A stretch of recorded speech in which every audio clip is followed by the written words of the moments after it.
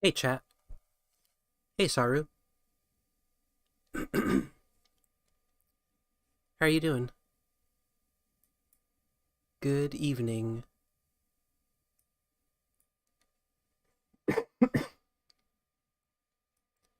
Alright, so today we're gonna play some more Doom Ascension, and we're gonna listen to a sociology lecture, which I discovered is in the public domain. Oh, that's nice. It's good to hear that you're doing good. So yeah, that'll be fun. I'm really excited about that because I've been looking for something that I can just throw on when I can't think of a video to react to. And this is great because there's no copyright and we can all learn stuff. You know, sociology is a really fun topic, I think. And a lot of people misunderstand what it means or don't really care that much about sociology. Like, people tend to be very incurious about how our environment impacts the decisions that we make and the way that we live and stuff like that. So I think that'll be really fun to delve into. Not just today, but like over the next while. I think we're going to do a lot of sociology streams. I want that to be a big focus of our politics content. At least for a little while, you know, we're going to do a sociology arc. Just organizing my YouTube sub list. Nice. Okay, so before we do that, we're going to do a little segment. This is going to be a short one. I want to keep this one under 10 minutes so I can put it on TikTok. So we're gonna do a TikTok arc too. See how that goes. I don't know what else I should post on chat. Let me know. Post in the comments. Oh, also I've gotten my monthly YouTube summary, and we grew 800% in the last month, which is to be expected because I just started last month. So, but still, that's pretty good. Yeah, I got really lucky with my second video that went viral. Well, viral relative to my size, at least. You know, we're at like 6.5K views, I think, on the Joe Cat video. I just happened to pick something that was like highly searched at the time, and I think that just got it a real boost. So that's a thing. I'm wondering how difficult that's going to be to pick topics like that in the future. It's almost like a luck of the draw, I feel. We'll see. We'll see how we do, you know? Got nowhere to go but up.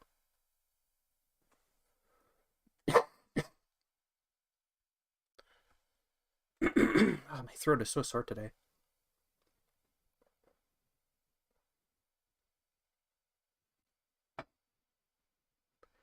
All right, so let's do the segment.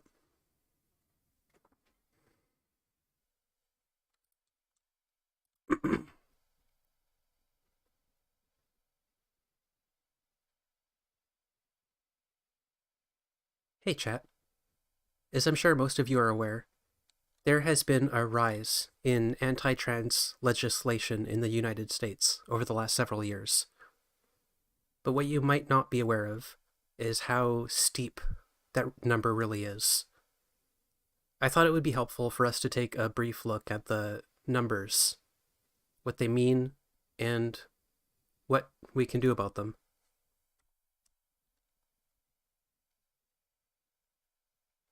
So we've got a little image here. Let's see, how do we turn that on? There we go. And can you all see that? Okay, so up here we've got a little graphic, and this just kind of shows the rise in anti-trans bills that have been introduced each year in the United States. So 2018 we've got 19 bills. In 2019 we had 25 bills. In 2020 it was 60. In 2021 it was 31. In 2022 it was 155 bills. Yeah, a lot of people don't realize how bad it's getting. And this is a graphic that came out a little while ago, but I thought we should take a look at how things have been keeping up. So if we just want to move this over a little bit here. Oh shit.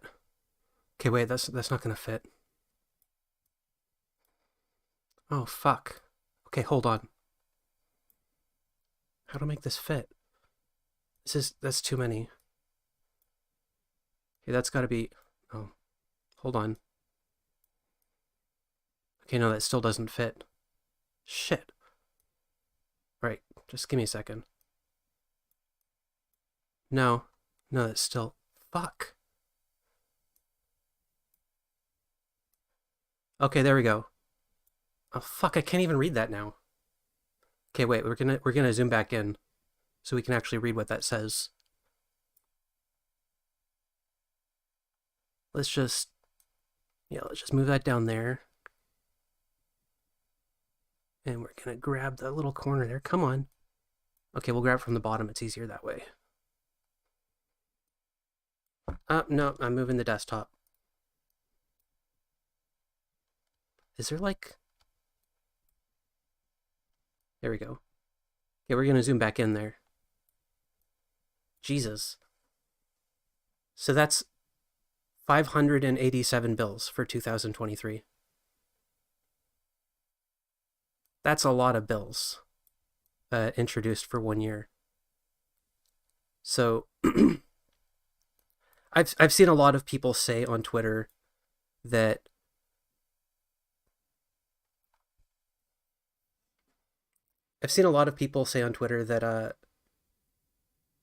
the current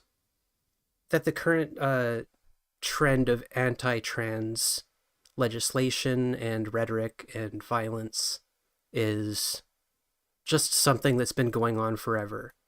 You know, it's business as usual.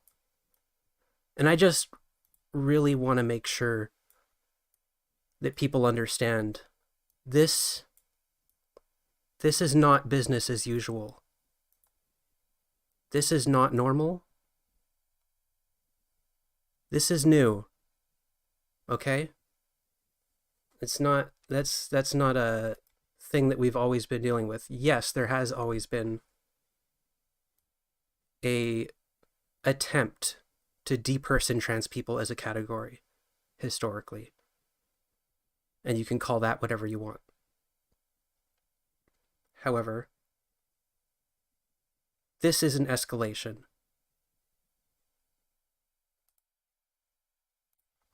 So we can take a look at a couple of websites here. And let's just turn this image off.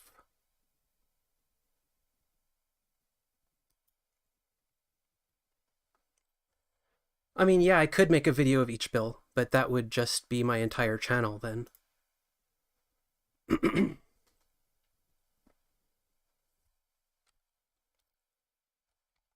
So what we've got here is the Trans Legislation Tracker.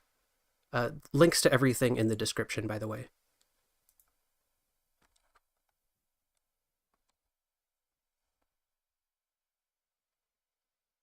This is a website tracking all of the bills that are currently being proposed each year. What states they're in, what they mean, which ones have failed, which ones have passed, which ones are active. So we got 254 bills active.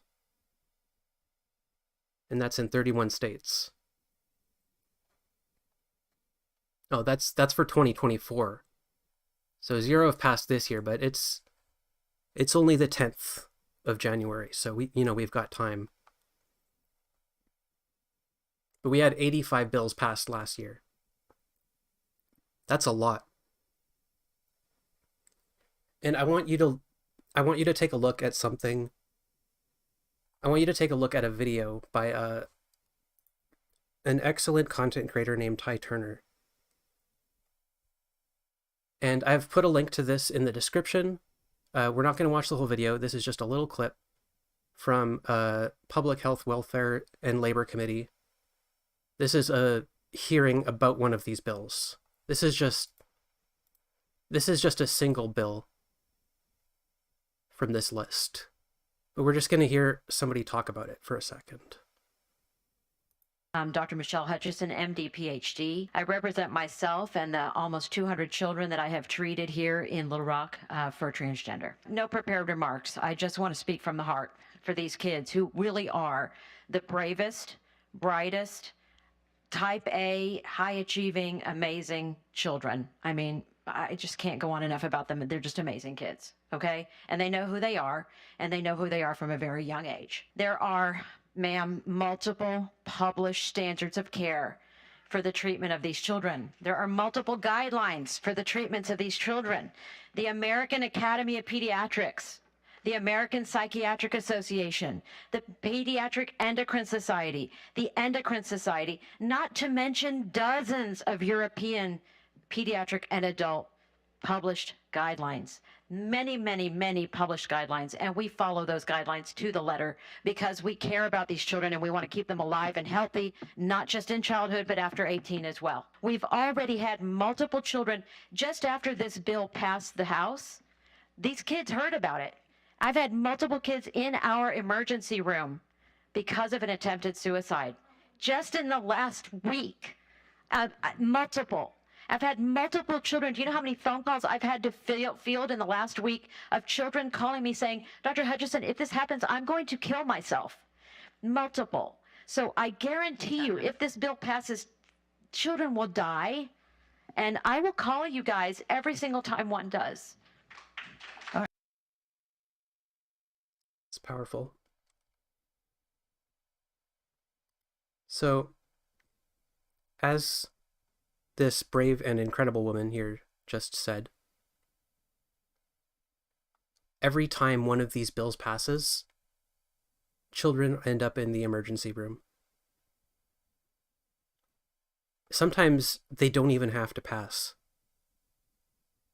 Just the threat of these bills is having an extreme effect on the mental health of trans people across the country.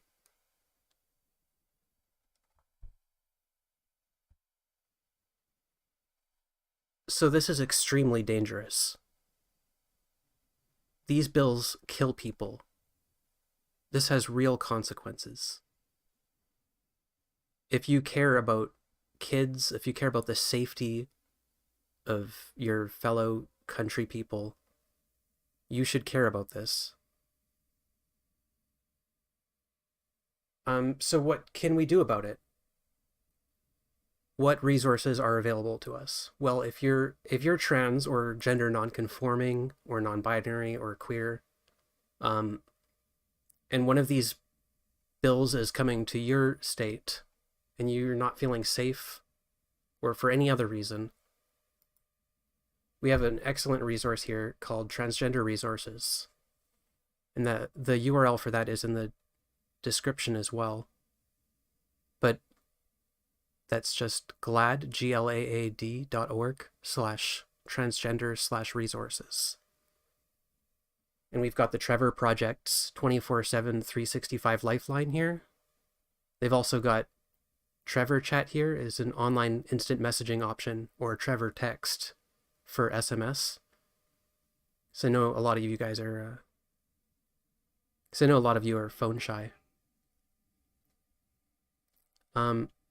We've got the National Suicide Prevention Lifeline.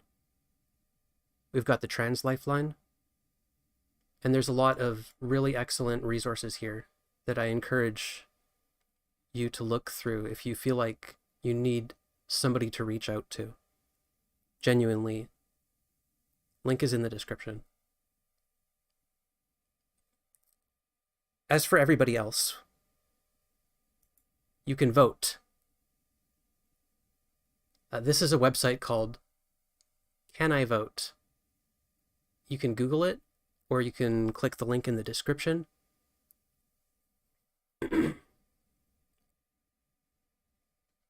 And this is an excellent resource as well. This lets you check if you are registered to vote currently.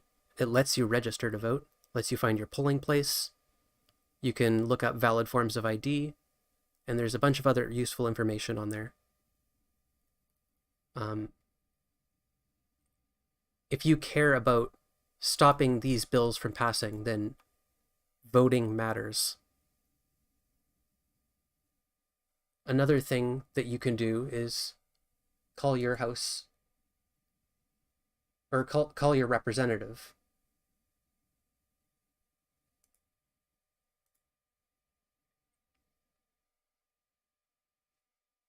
In the description, there is also a link to find your representative by zip code.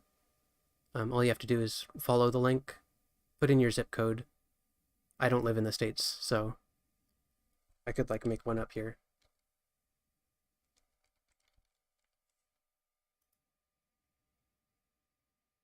There we go. We're looking at Kentucky here.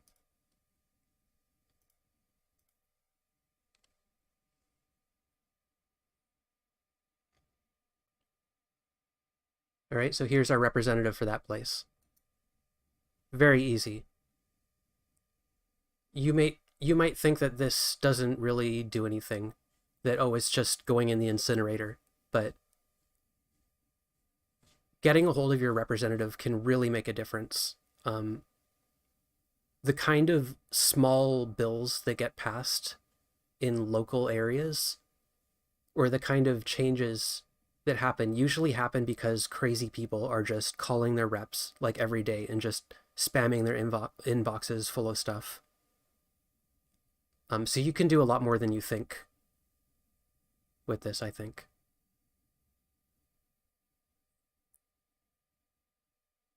With a tool like this. Another thing, if you feel like that's not enough, if you feel like you have more to give, you can do is to go to the Trevor Project. Again, the link is in the description. And they have a lot of services and resources for queer people on here, but there's also the opportunity to volunteer, to donate. This is a way to help real people if you feel like you have the strength or energy to do that.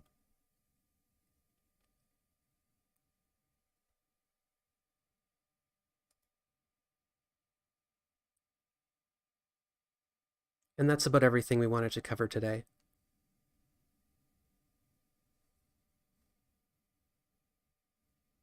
If you feel like this was helpful, please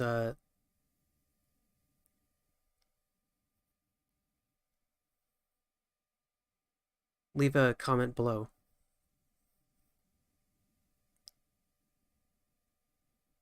And also please consider subscribing.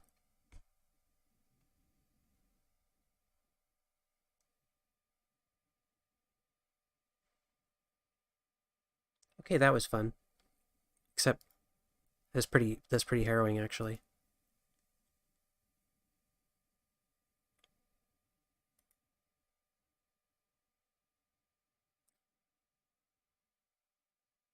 So I think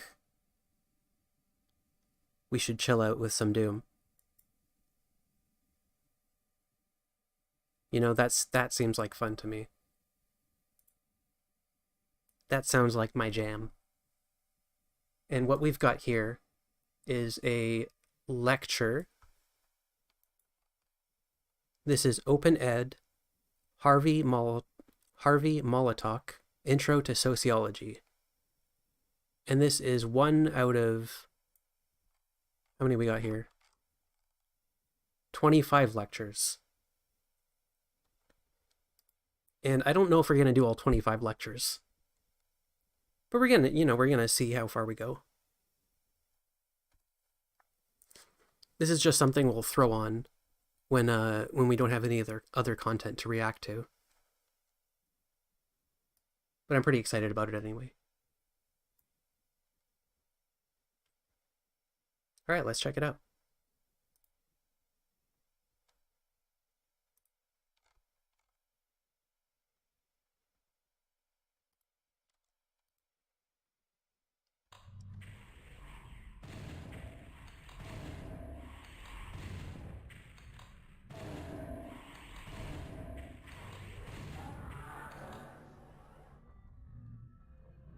I want to talk to you about the very subject that brings us together, and that is the word sociology, sociology, and it's hard to get all those syllables in.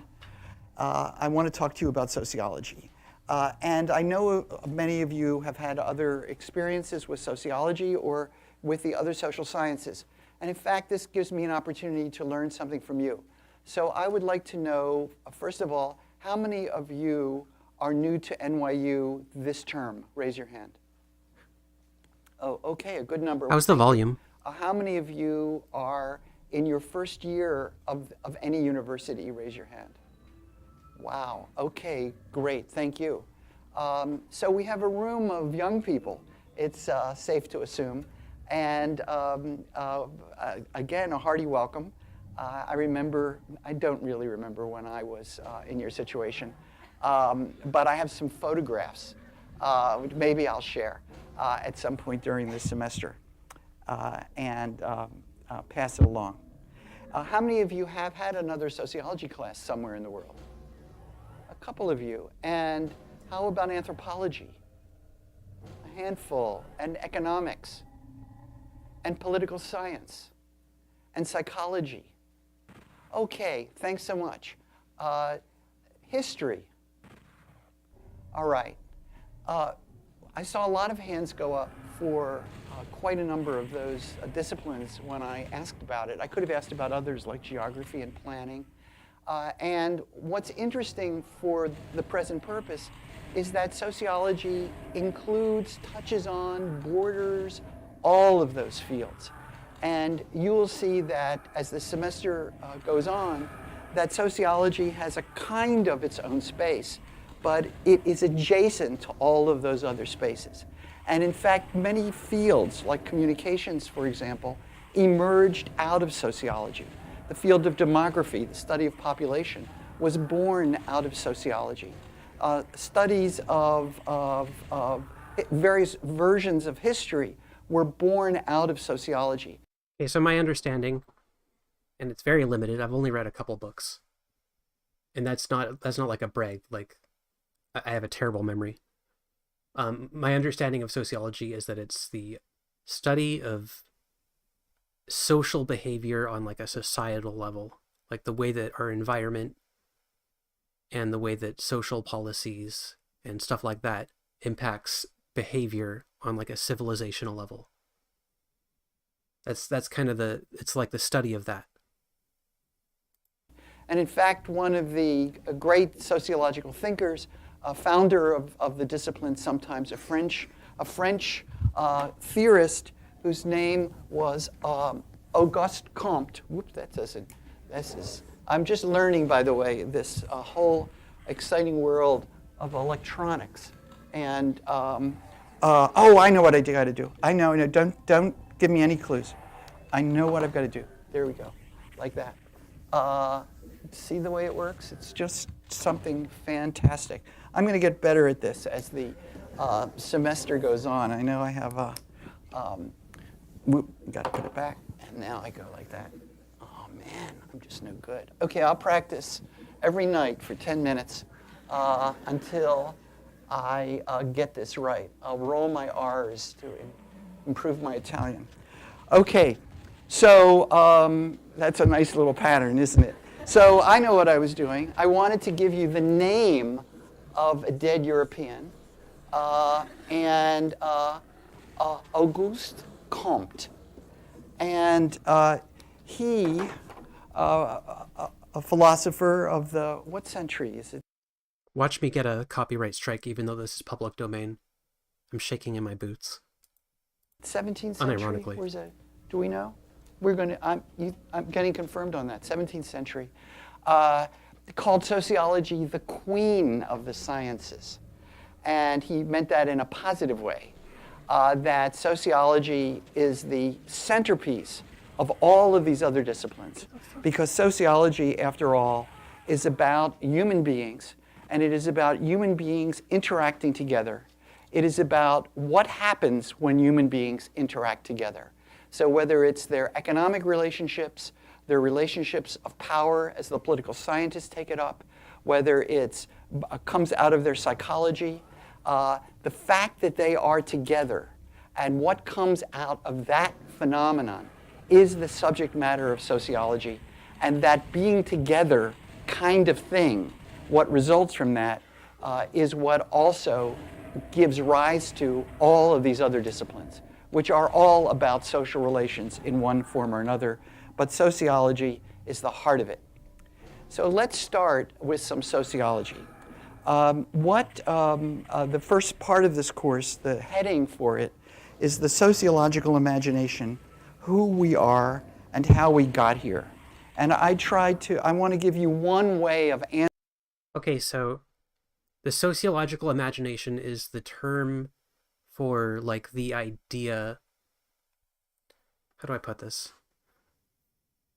It's the term for being able to imagine a society that's different than ours and to imagine how that might impact and be impacted by the behavior of people in it.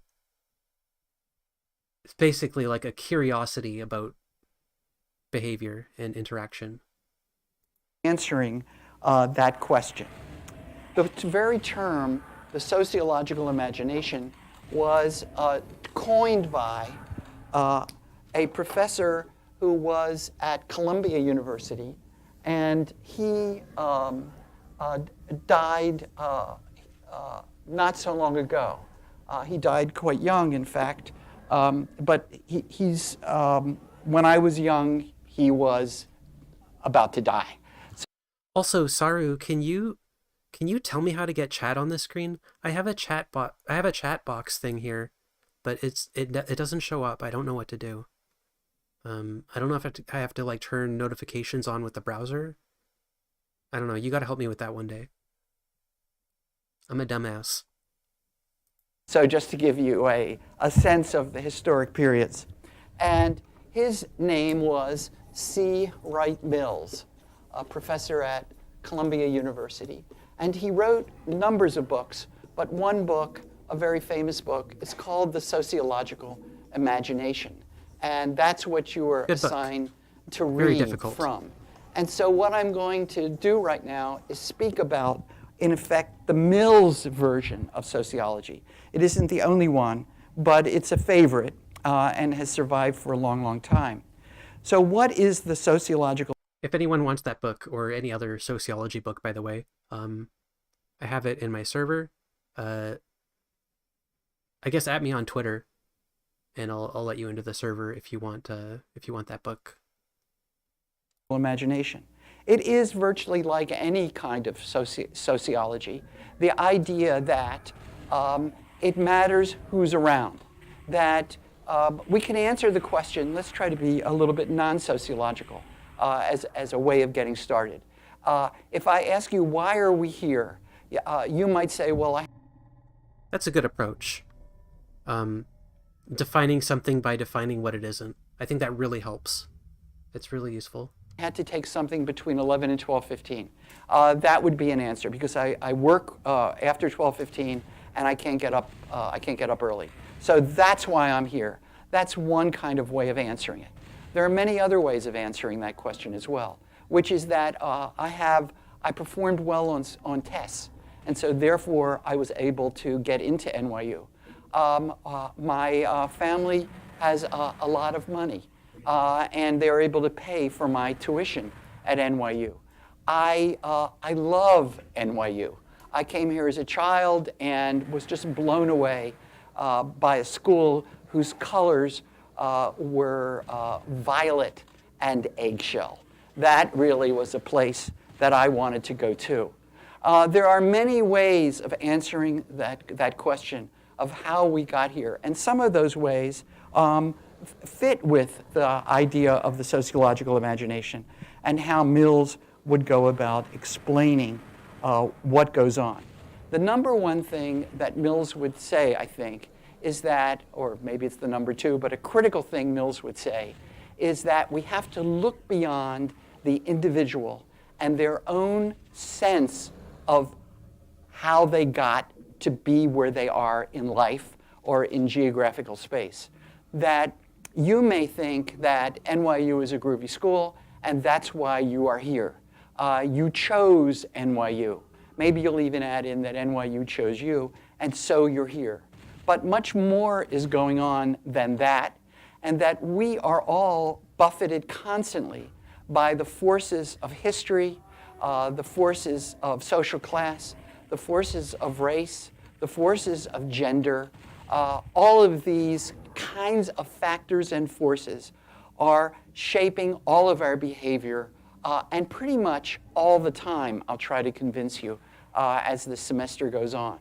And only by understanding how those forces intersect, and in this case, at the level of a particular individual, each of us, can you understand and answer a question like, why are we here? The why are we here is really a question for investigation. The answer is to be found, Mills would say, at the intersection of biography and history. So each of us is living our lives, getting up in the morning. We came out of the womb at an earlier point, and it's been really one meal after another, and one session of sleep after another as we've gone forward. But we haven't gone forward like a little motorboat isolated in the world. Instead, as we've gone forward, all of these other forces are shaping, buffeting, determining, altering that course of our existence. And only by getting a handle on those forces will we understand where we are and why we are where we are. Mills was very oriented toward problems in society. He was oriented toward individual problems, and you will see that Mills did this writing 50, 60 years ago, and his repertoire of problems he speaks of aren't exactly the same problems as we would speak of today, but problems, for example, of race, of illness, of healthcare and its access, of economic deprivation, of unemployment. If you can't get a job, one way of thinking about the fact that you can't get a job is that there's something I've done wrong. I should have not gone to NYU. I certainly should have not majored in sociology. I should have gone to Carnegie Mellon and gotten a degree in engineering, for example. I made the wrong decision, and that's why I'm employed. Or I don't have any real get up and go. I don't have skill. I don't have talent. I can't get up in the morning. That's why I can't get a job. The alternative is to ask, what is going on with the national economy these days? How did that happen? What kinds of political, economic, global forces created the economy we're in right now? How is it that the economy values one kind of job and not another kind of job? I love taking care of small children.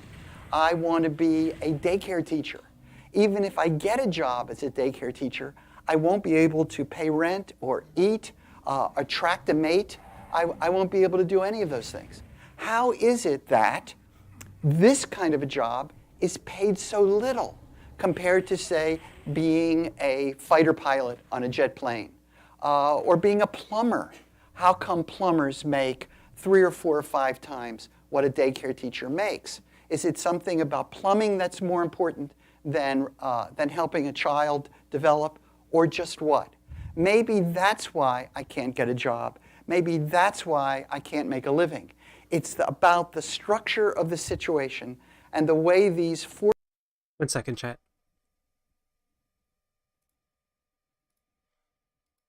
Be right back.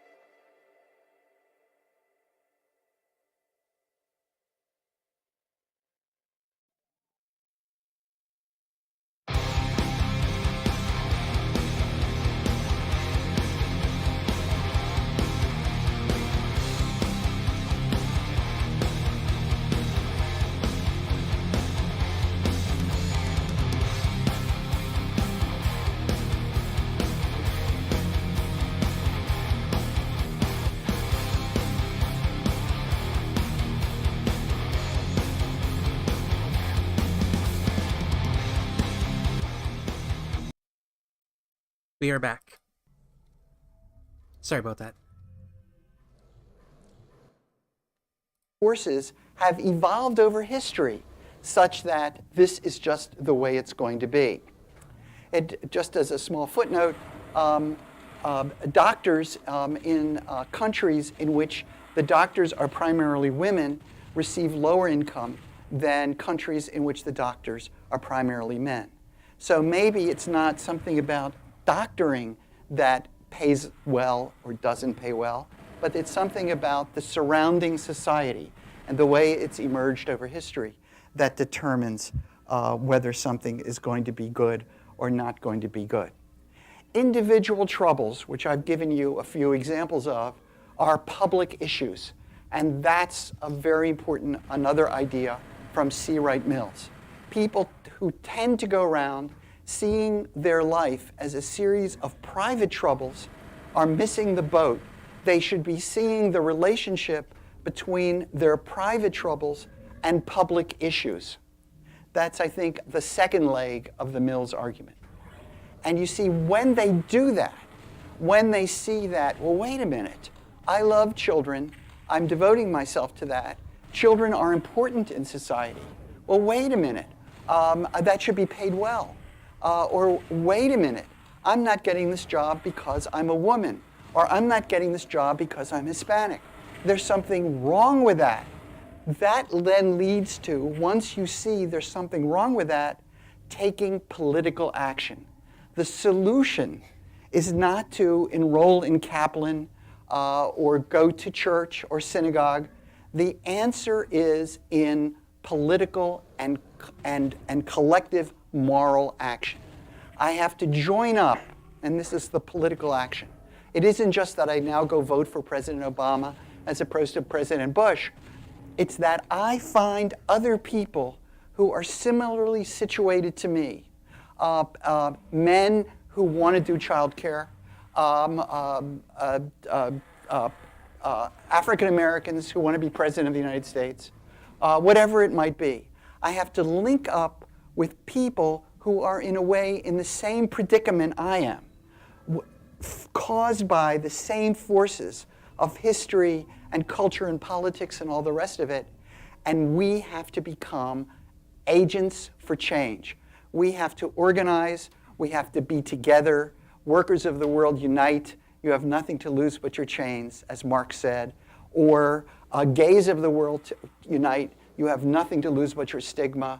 Women of the world, unite. You have nothing to lose but your indignity and your poverty and whatever else it might be. So now you see a series of things that are interlinked, which is that, and some other punchlines that you get from C. Wright Mills. And that is that the sociologist, if they're following the sociological imagination full force, is engaged. And it is something that not only does the sociologist have the sociological imagination with these multiple steps that I've outlined, but everyone should. It's about citizenship. It's about living a dignified life. You've heard the phrase, the unexamined life is not worth living. This is the non-sociologically examined life. I don't know if Mills would go so far as to say is not worth living, but it would be something like, is a much better life and will create a better world. And not just for some highfalutin moral reason of a better world, but it will create a better life for me if I can get the whole thing organized in a way that is more fulfilling, more liberatory, more equal in its opportunity structures. Everyone will be better off. So this then, the sociological imagination, is a call for political action. And it means that when you have the sociological imagination, whether you're a professional sociologist like I am, or you're a citizen who is a plumber or a childcare worker or a physician, whatever that might be, that you are engaged in the world. You are not just trying to understand the world, you're trying to change the world. And your efforts to understand the world are so that you can change it. You have to be very careful. You have to be very thorough. You have to be very systematic, because you want to try to learn, well, what are the wages, for example, of a child care worker? That's where we're going. What happens when we can't attract the right people to that job? What kind of suffering do people experience, both the children and the adults, because of it? How does that work? It requires systematic scholarship. We're not born with that knowledge. It's not intuitive. So you have to carry out the craft of engaging in systematic observations, systematic data collection, surveys sometimes, like I did when we started this class, to find out what year you were all in. Of course, we do it in much more systematic and careful ways. We worry about sampling, and we have statistical techniques, and we have a lot of fancy stuff we do. But the goal is to then break through and create the kind of knowledge that is needed to generate change. So that is the C. Wright Mills image of what sociology is, or what sociology should be, and what citizenship should be. It's a very grand vision, isn't it? Because it includes history and politics and personal troubles and anxieties and worries and everyone. Sociology is too important to be left to the sociologists. It is everyone's job, and especially in a democratic society where presumably the power to act is distributed on a massive basis. I should tell you that C. Wright Mills wasn't exactly the most important sociologist who ever lived while he was alive. And he had critics. And indeed, it's probably safe to say that a majority of the professional sociologists. I definitely want to do more reading into like C. Wright Mills and like in his perspective. I did read through his book, The Sociological Imagination, but it's very dense and it's very difficult. I kind of understood what I was reading, but I didn't really understand the context that it was taking place in.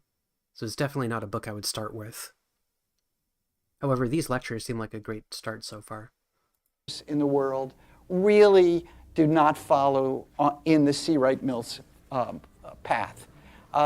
They get some of it, and they think it's kind of cool, this history and biography and all of that resonates with them. But the idea that sociology should have this built-in moral and political role in the world, that's a little more controversial, and not everybody is on board with that. And we're going to be reading, you'll be reading, from a dead German named, here, I'll put his first name is Max, and I've really mucked this up, that's a W, W-E-B-E-R, Max Weber. It looks like there's a barbecue grill called the Weber, and for some reason we really pronounce this correctly, so people will laugh at you if you say Max Weber. He's German, and we call him Max Weber. And we're going to be reading Max Weber to get the alternative perspective. And some of you will want to read before we meet next time and pick up on your Max Weber. And I'm going to be talking about him next time. Now, what I want to do, though, is push on this sociological imagination a little bit more, but in a concrete way, to get back to this topic of the one I raised when we began the class, the topic of why are we here, how did we get here, and how can we explain that? Well, one avenue to explain that is one of the readings that you have, and it's from it's a book review from the New Yorker, written by a staff writer of the New Yorker who has now written many very, very popular books. His name is Malcolm Gladwell. He's very, very much alive, and Malcolm Gladwell typically rounds up social science and popularizes it, in part because he's a very beautiful writer. And so I'm sparing you the 700-page book that Malcolm Gladwell is writing about, a book called The Chosen by a sociologist at Berkeley named Jerome Carabel, and instead just giving you Malcolm Gladwell's review of it in The New Yorker. And what we learn, actually what we learn from Carabel's book, and what we learn as Gladwell tells it again, is how people actually get in to the schools that many of you did not get in. So one small twist to the explaining why are you here is why are you not at Harvard, Yale, or Princeton? And I won't ask for a show of hands of how many of you were turned down by Harvard, Yale, and Princeton. But a number of you were, just like a good large number of you turned down Stony Brook and Cornell and maybe the University of Chicago and Penn or Penn State, or I don't know what your list is of the schools that you got into but you chose not to go to. There is a hierarchy, and who gets to be in this privileged group? Now, Carabel could have done a study that just examined NYU, the University of Chicago, Johns Hopkins universities, that it's more a Boston University, that it's more parallel to, but he took on the kind of kings of the mountain, Harvard, Yale, and Princeton, which are the most selective, almost, Brown is up there, selective universities in the United States. And he tells some interesting stories, and I think you'll enjoy when you have the opportunity to read about it. Harvard, Yale, and Princeton functioned essentially as finishing schools for the rich in the 18th and 19th centuries and well into the 20th century. And so if you were from a good family and your family had money and breeding and didn't have funny accents, then, and of course were white, goes without saying, then you basically had not just a shot, but if you were in the right social category, then that was the school that you went to. You went to one of those schools or some school like it. And there were family traditions of going to Harvard, Yale, or Princeton, or maybe Brown, or maybe one of the other Ivy Leagues, and that's where you ended up.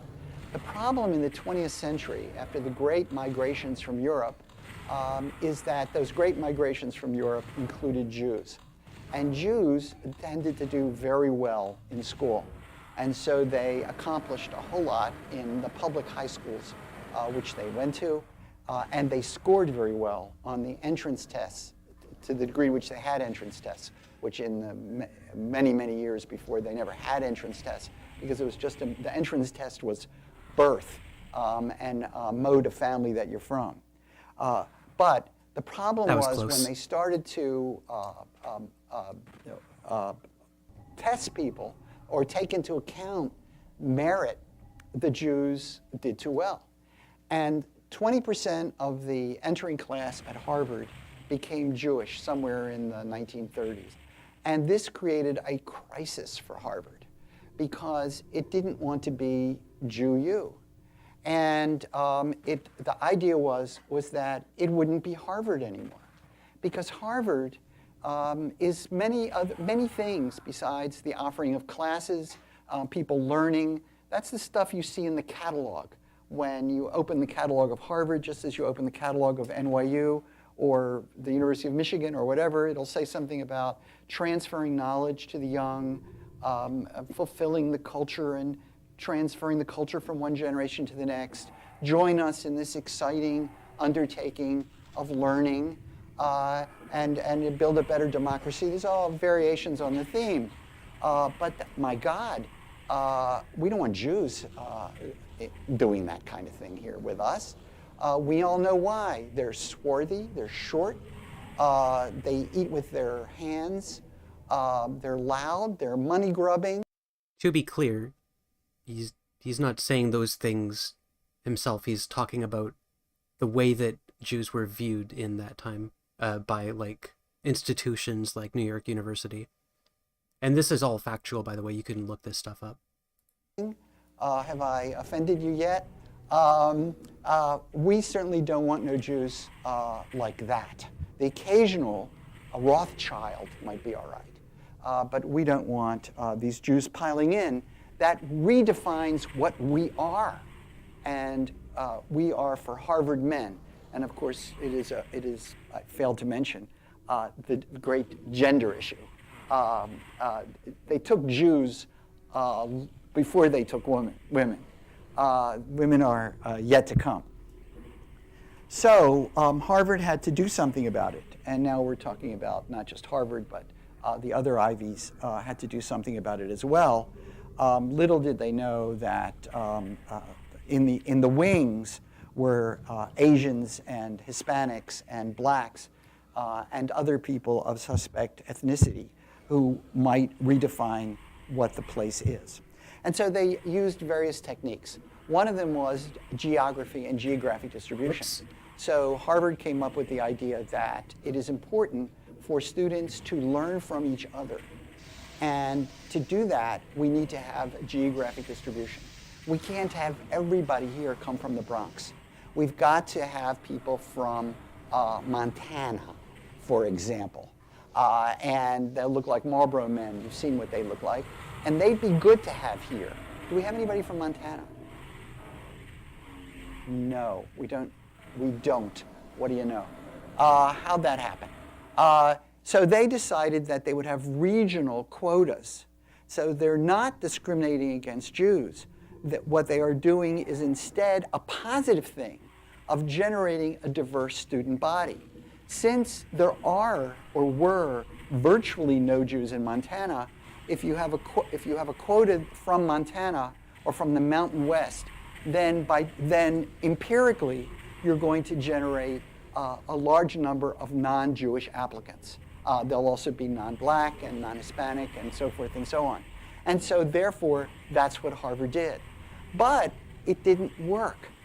First of all, there were objections, and you were getting the wrong kind of people into Harvard through that technique. And so they looked for other ways of doing it. Geography loomed large, and these geographic distribution requirements.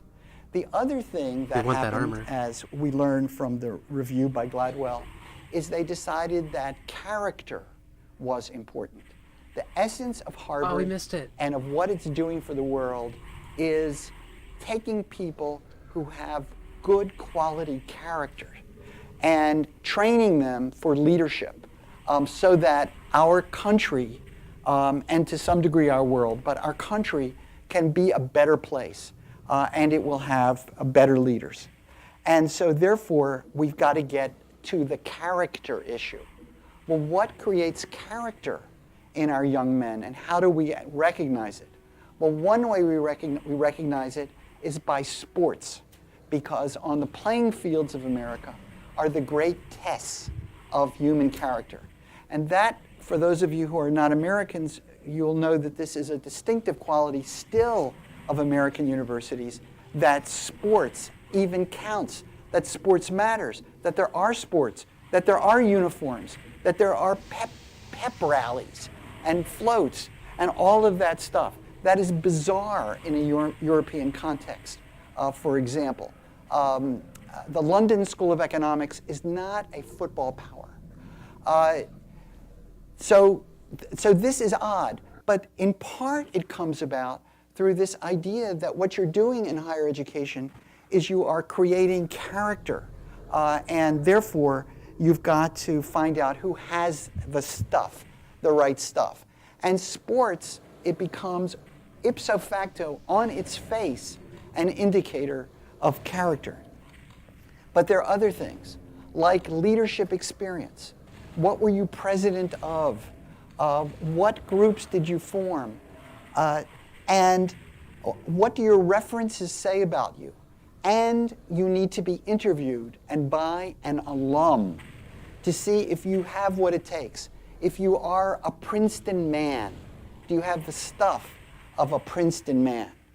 Well, what all of these things do, contributions, extracurricular activities, letters of reference, leadership qualities, interviews, sports stuff. All this does, what all this does is it keeps, let's just get to the quick, it keeps the Jews out. And because it provides a mechanism through which things other than merit can actually count, and can count to a degree that is unaccountable.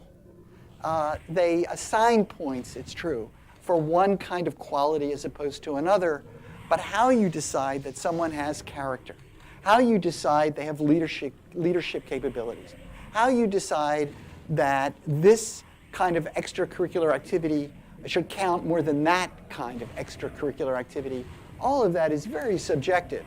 And in that subjectivity is the mechanism of changing the outcome of who actually is going to get in and who is not going to get in.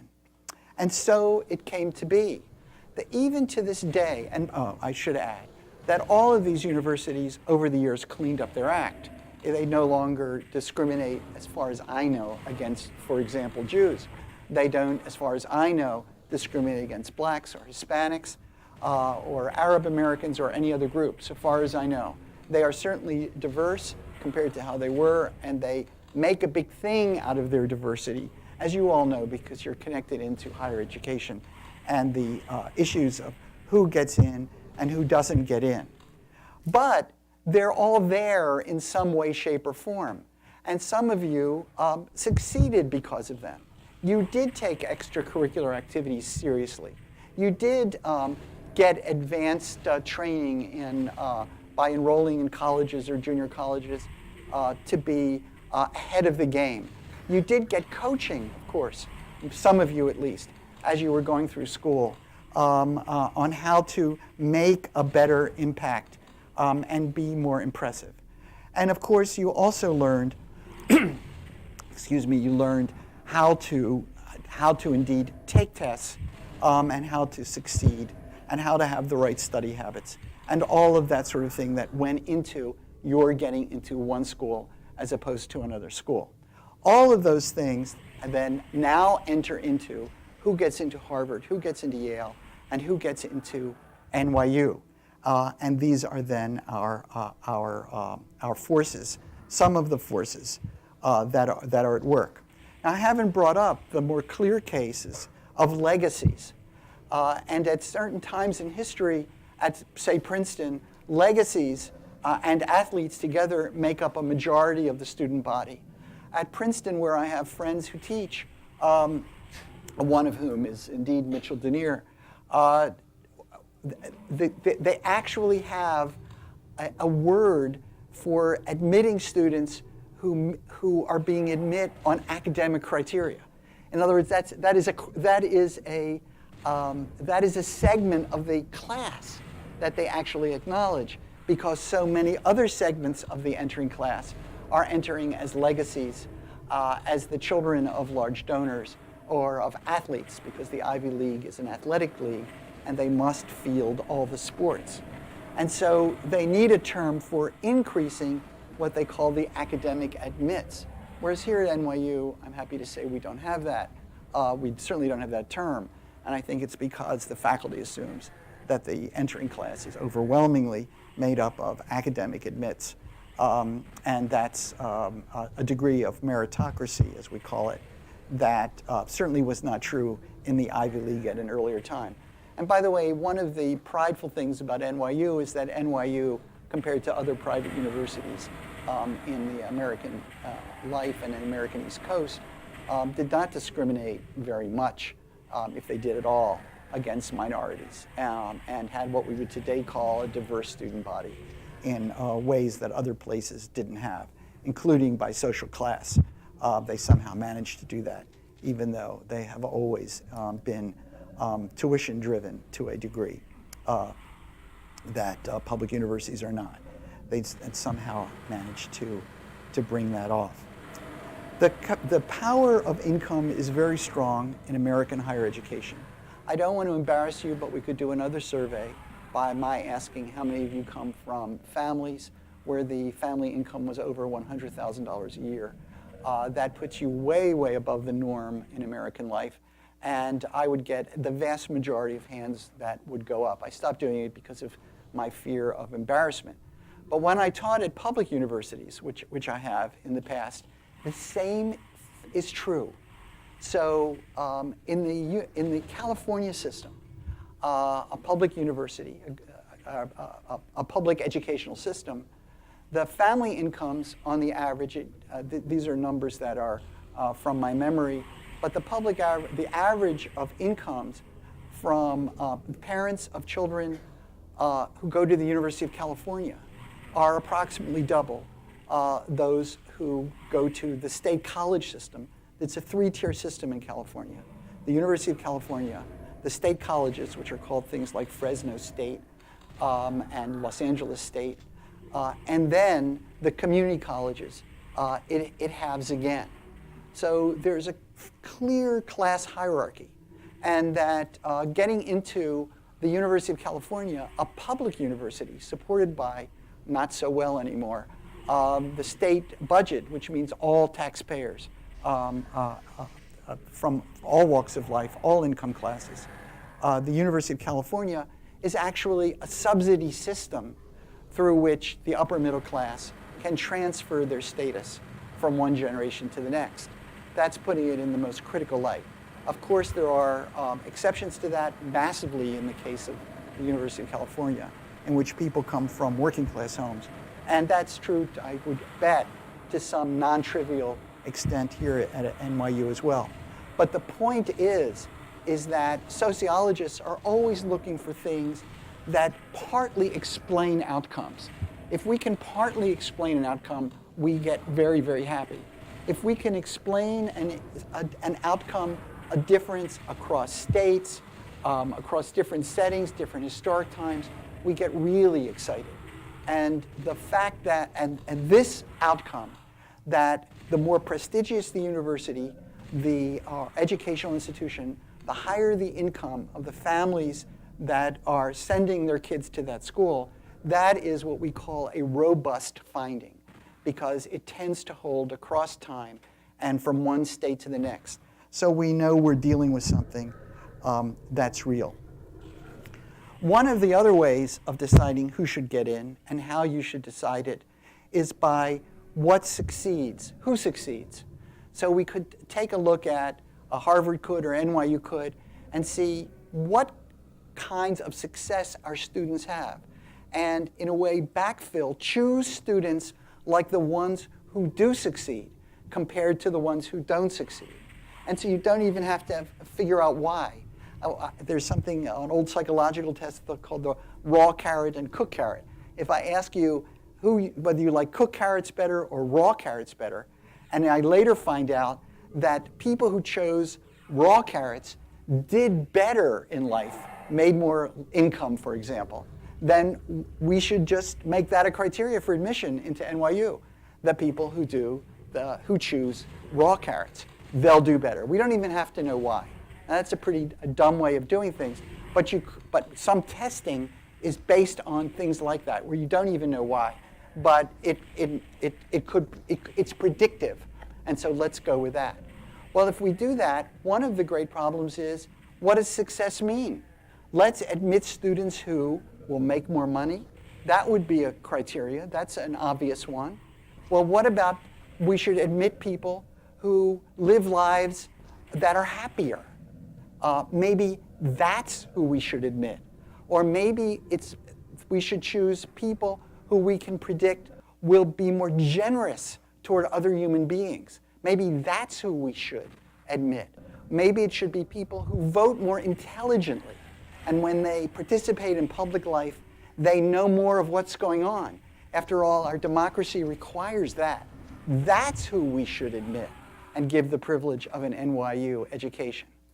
What I'm trying to get at here is that what success means is itself another variable, as we like to say in sociology. That's another choice to be made. That, like, you should be from Montana to balance out the people who are from the Bronx.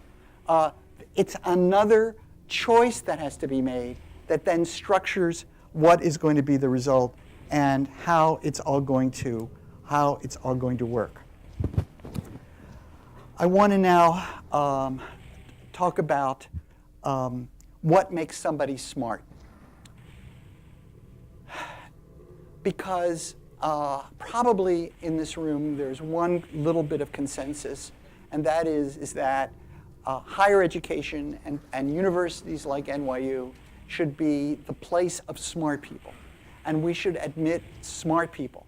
And the tests and all of that are heavily oriented, of course, toward deciding who's smart and who's not so smart.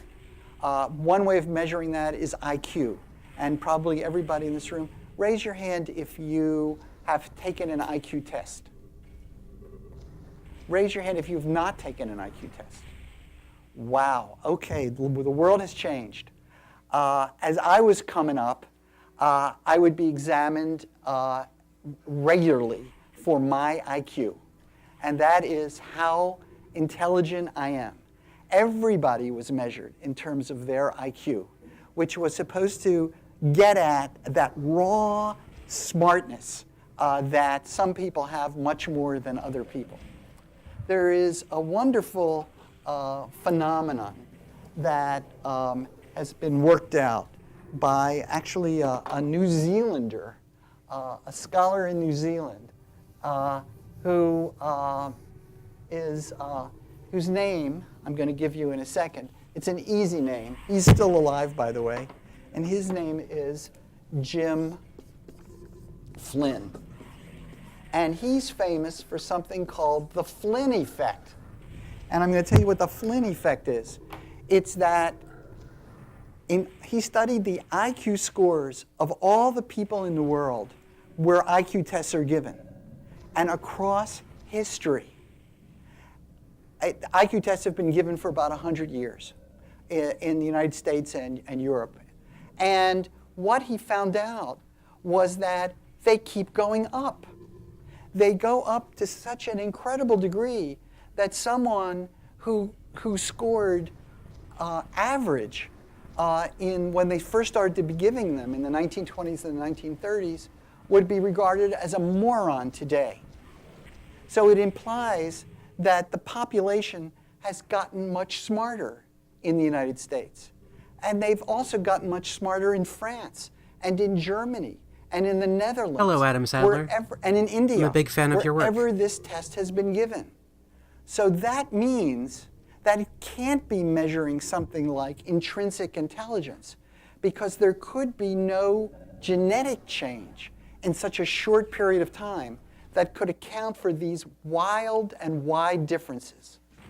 And that then means that performance on something even like an IQ test, which is deliberately arranged to get at that core quality that supposedly exists of smartness, of intelligence, that it can't be doing that.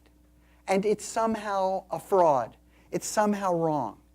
And if something that has been engineered to go at the raw intelligence can't get it, then what good are things like interviews? Oh, this is cool. Or these other kinds of criteria that you are all subject to, that I was subject to, that are still being the mechanisms through which entering classes at universities of the world are organized. Smartness is not all it's cracked up to be, at least by these measurements. How can we, I'm going to tell you a little bit about a study done by one of my PhD students years ago. Her name was Judy Handel. Unfortunately, she died at a very young age. Judy Handel. And she studied children learning in school at a local elementary school, upper middle class little school. And what she saw were things like this, that the teacher would hold up an object, and the object would look more or less like the object I'm going to hold up right now to you, except I'm not able to do it very, very well at all. But it's something like that. Can you see it? Something like that. Anyway, I did it in a paper, but I can simplify it and go like that. A triangle. And the teacher holds it up to the children and they're about third, fourth grade, and asks what it is. And the little children raise their hands and call out things. And they say things like, it's a sail, it's a piece of a puzzle, it's a piece of paper. All of these answers. And finally, a child says, it's a triangle. And the teacher gets very excited. This is a nice school, so the teacher, when the child says it's a sail, or the teacher says or the child says it's a piece of paper, the teacher goes, well, that's very interesting, that's very interesting. And then a child says triangle, and boom, the teacher loses it, because that's right. And the reason why it's right is because this is fourth grade, and we're starting our geometric concepts, which is what they do in fourth grade. And so this becomes a triangle. If it was art class, then they don't do geometric concepts. And a sail would be an imaginative child who has artistic qualities. But a child who says sail when it's the beginning of geometric principles, and they don't know that, the children, except some children do. They get it, that this is fourth grade, and this is going to be the introduction of geometric concepts. Now, they don't think of it like that, but maybe their parents have been holding up things like the blocks and saying, you know, Jimmy, pass me that triangle. And the child grabs the wrong thing and eventually gets the right thing. Sometimes people have referred to the hidden curriculum of the middle class home as something that trains people for knowing not just what's the difference between a triangle and a square, but much more important, what's the social context here such that the answer for Miss Jones in the fourth grade is triangle, whereas for Mr. Smith in art class, it's not triangle. It's something different where my imagination is being called for. Being able to, as we sometimes say, psych out the test, psych out the teacher, psych out life. That I'm sitting in a lecture hall at NYU, I don't wear a big funky hat, I don't take off my shirt, I don't talk to my neighbors, I don't get up and walk to the bathroom and say, excuse me, excuse me, excuse me. There's a lot of things we don't do. And that is because we are able to read the context. And so this ability to know what is the right answer at the right moment, in the right place, at the right time, is certainly only partially taught in schools. It's something that comes from other aspects of life, and it becomes another mechanism through which something like an entering freshman class at a university is formed. It's both subtle and not so subtle, what's going on. Well, now I want to look back at what we've done today and at what the lesson was and what I was trying to do. It means that a child who does not get into the advanced learning class in high school, it may be because they just walk around and say, I'm dumb. It might be that it's because they didn't know it was a triangle on that occasion. It may be because they were unaware of the other ways you need to perform to be an appropriate. Good Pickles says sociology cult. True. That's true. We love our social sciences here, you know, we love our science. We're definitely in that cult.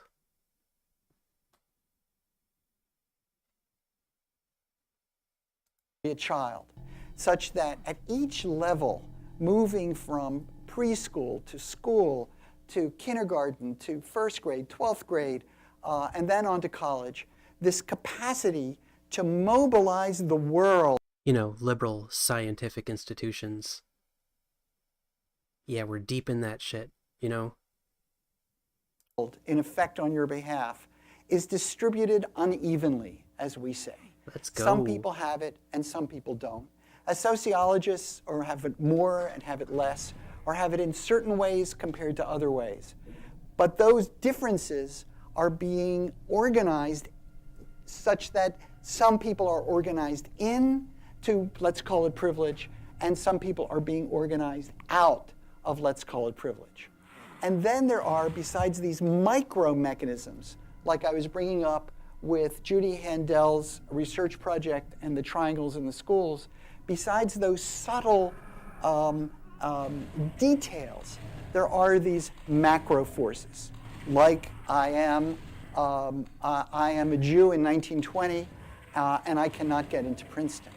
I am a Jew in Montana, if there's one, in 1920, and it is easy for me to get into Princeton. So there are these forces that are macro forces, like both. Okay, I have to say, this is a cool-ass redesign of this level. I'm really liking the texture work on this.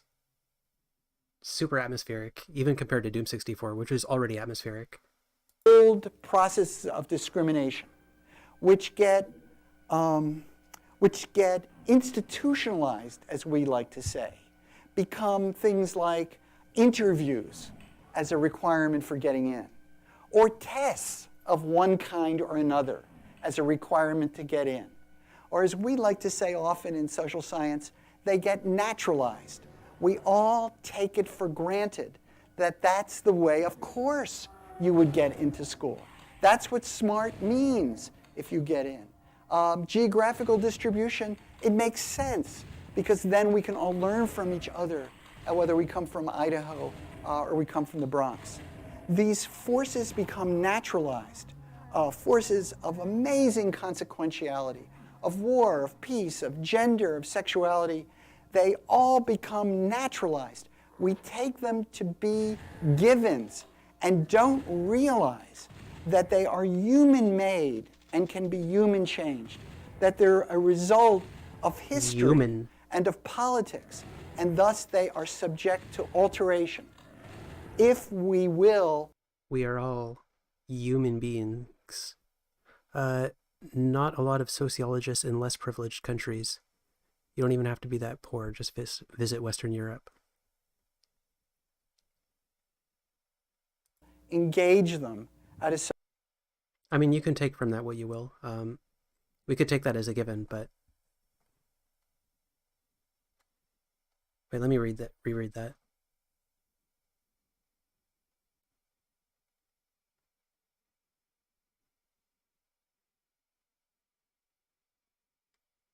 I mean, it probably depends on like the education level or like where the, like what kind of things are being encouraged or incentivized, or what kind of education exists in the first place in those countries, right? Like there are a lot of factors that are going to lead to whether sociology is going to be more prevalent in one country or another. I don't think you can really extract anything from that alone, though. Sociological level and practice the sociological imagination. So that's what I hope to do this semester, and I hope that you will join me in that enterprise. And the TAs is looking at the micro, looking at the macro. The tour of our course is going to be to start at the micro level and work our way, once we get beyond this week, from the micro to the macro. And end up at very large-scale issues. So thanks for coming today.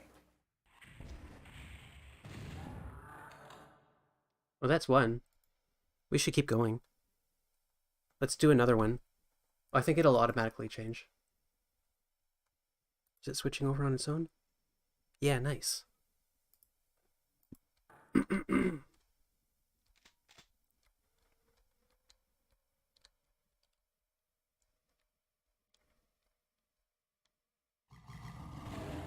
Oh, not this again. Microbes and bacteria, there are Jews and Catholics, and they are there. And you have to study them and understand how they operate. And in fact, if you go at it with, my heart goes out to the poor. My heart goes out to the victims of the hurricane or the earthquake in Haiti. And as a sociologist, I'm going to do something about that. You're probably going to not learn anything, really. You may not even do anything effective at all. And in fact, you might have the reverse consequence of screwing everything up. You know, it's now a well-told story when there are catastrophes in the world and people start sending things like blankets and ham, and I use ham because American charities have sent ham to Muslim countries, blankets to tropical countries, all kinds of screw-ups like that. And it is possible to send so much stuff that you glom up the airports and the shipping ports, and then the medicine can't get in, the water can't get in. So having good intentions, if you don't understand what's going on, can actually screw everything up and have an inverse kind of quality. Anyway, Max Weber's big phrase, and I'm going to see if I can give it to you. I know just what I've done this time. Max Weber's really big phrase is the idea that what we need is a value-free social science. That's what we ought to have. And I'm going to erase this in the old-fashioned way and write it up here once again. What we need is a social science and a sociology, which is what he's talking about, which is value-free. And only if we do that and manage to do that will we manage to be effective even in terms of doing good in the world. We've got to use all the tools at our disposal. And as you'll see as the semester goes on, those tools are widespread or varied. Ethnography, where we live among the people in the way anthropologists do it. Stay with the people and do field work and watch them over long periods of time, months and months, sometimes years and years, to figure out how those people on the street corner, or those people in the bank corporation, or those people in the tribe in the desert, watch and see how it is that they do things.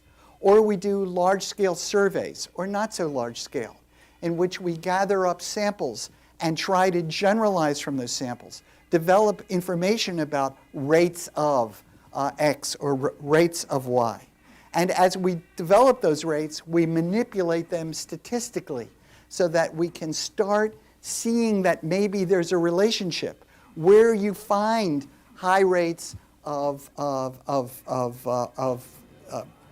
early deaths of children, you find high rates of poverty, for example.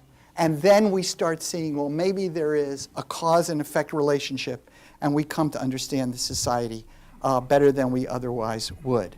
So we have a social science. We do for society what medicine and sewers do for human health. We protect society and we solve its problems by knowing the social body. That's the critical thing.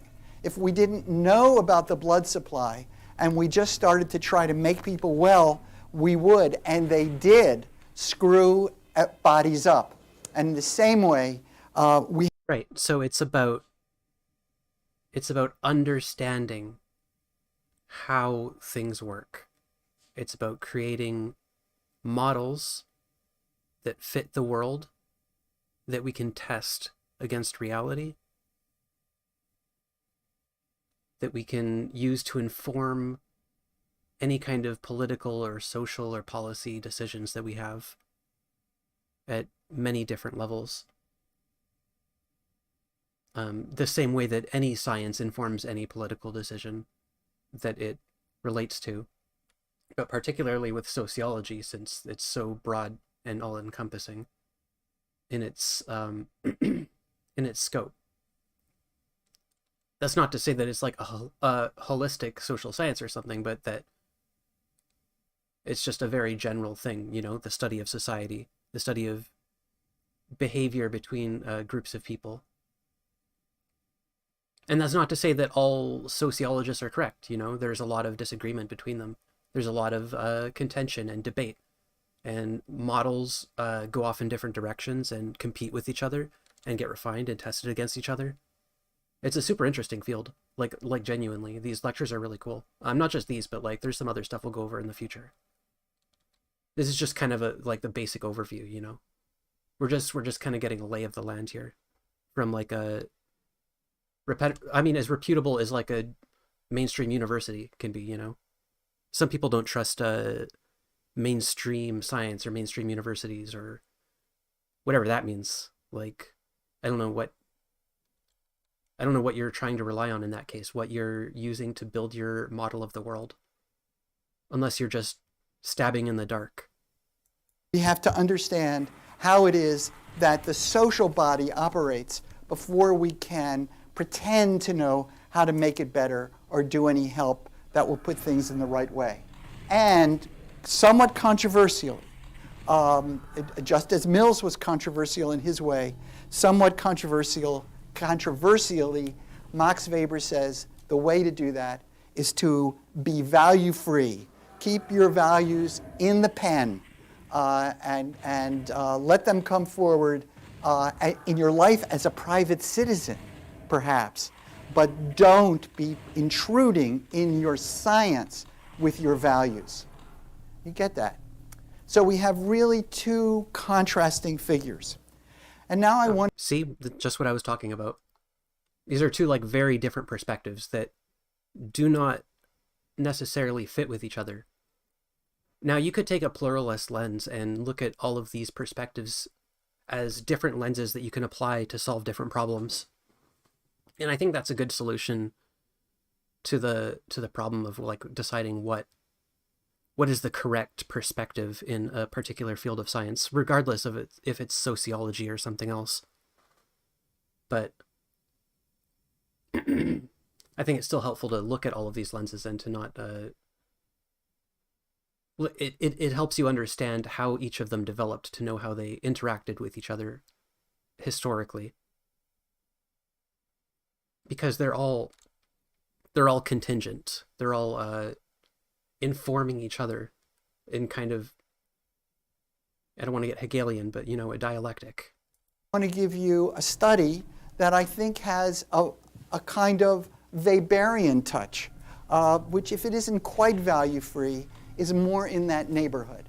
And it will contrast with other studies that we'll be taking up in this semester that are more directly inspired by Mills and have a more Millsian kind of feeling.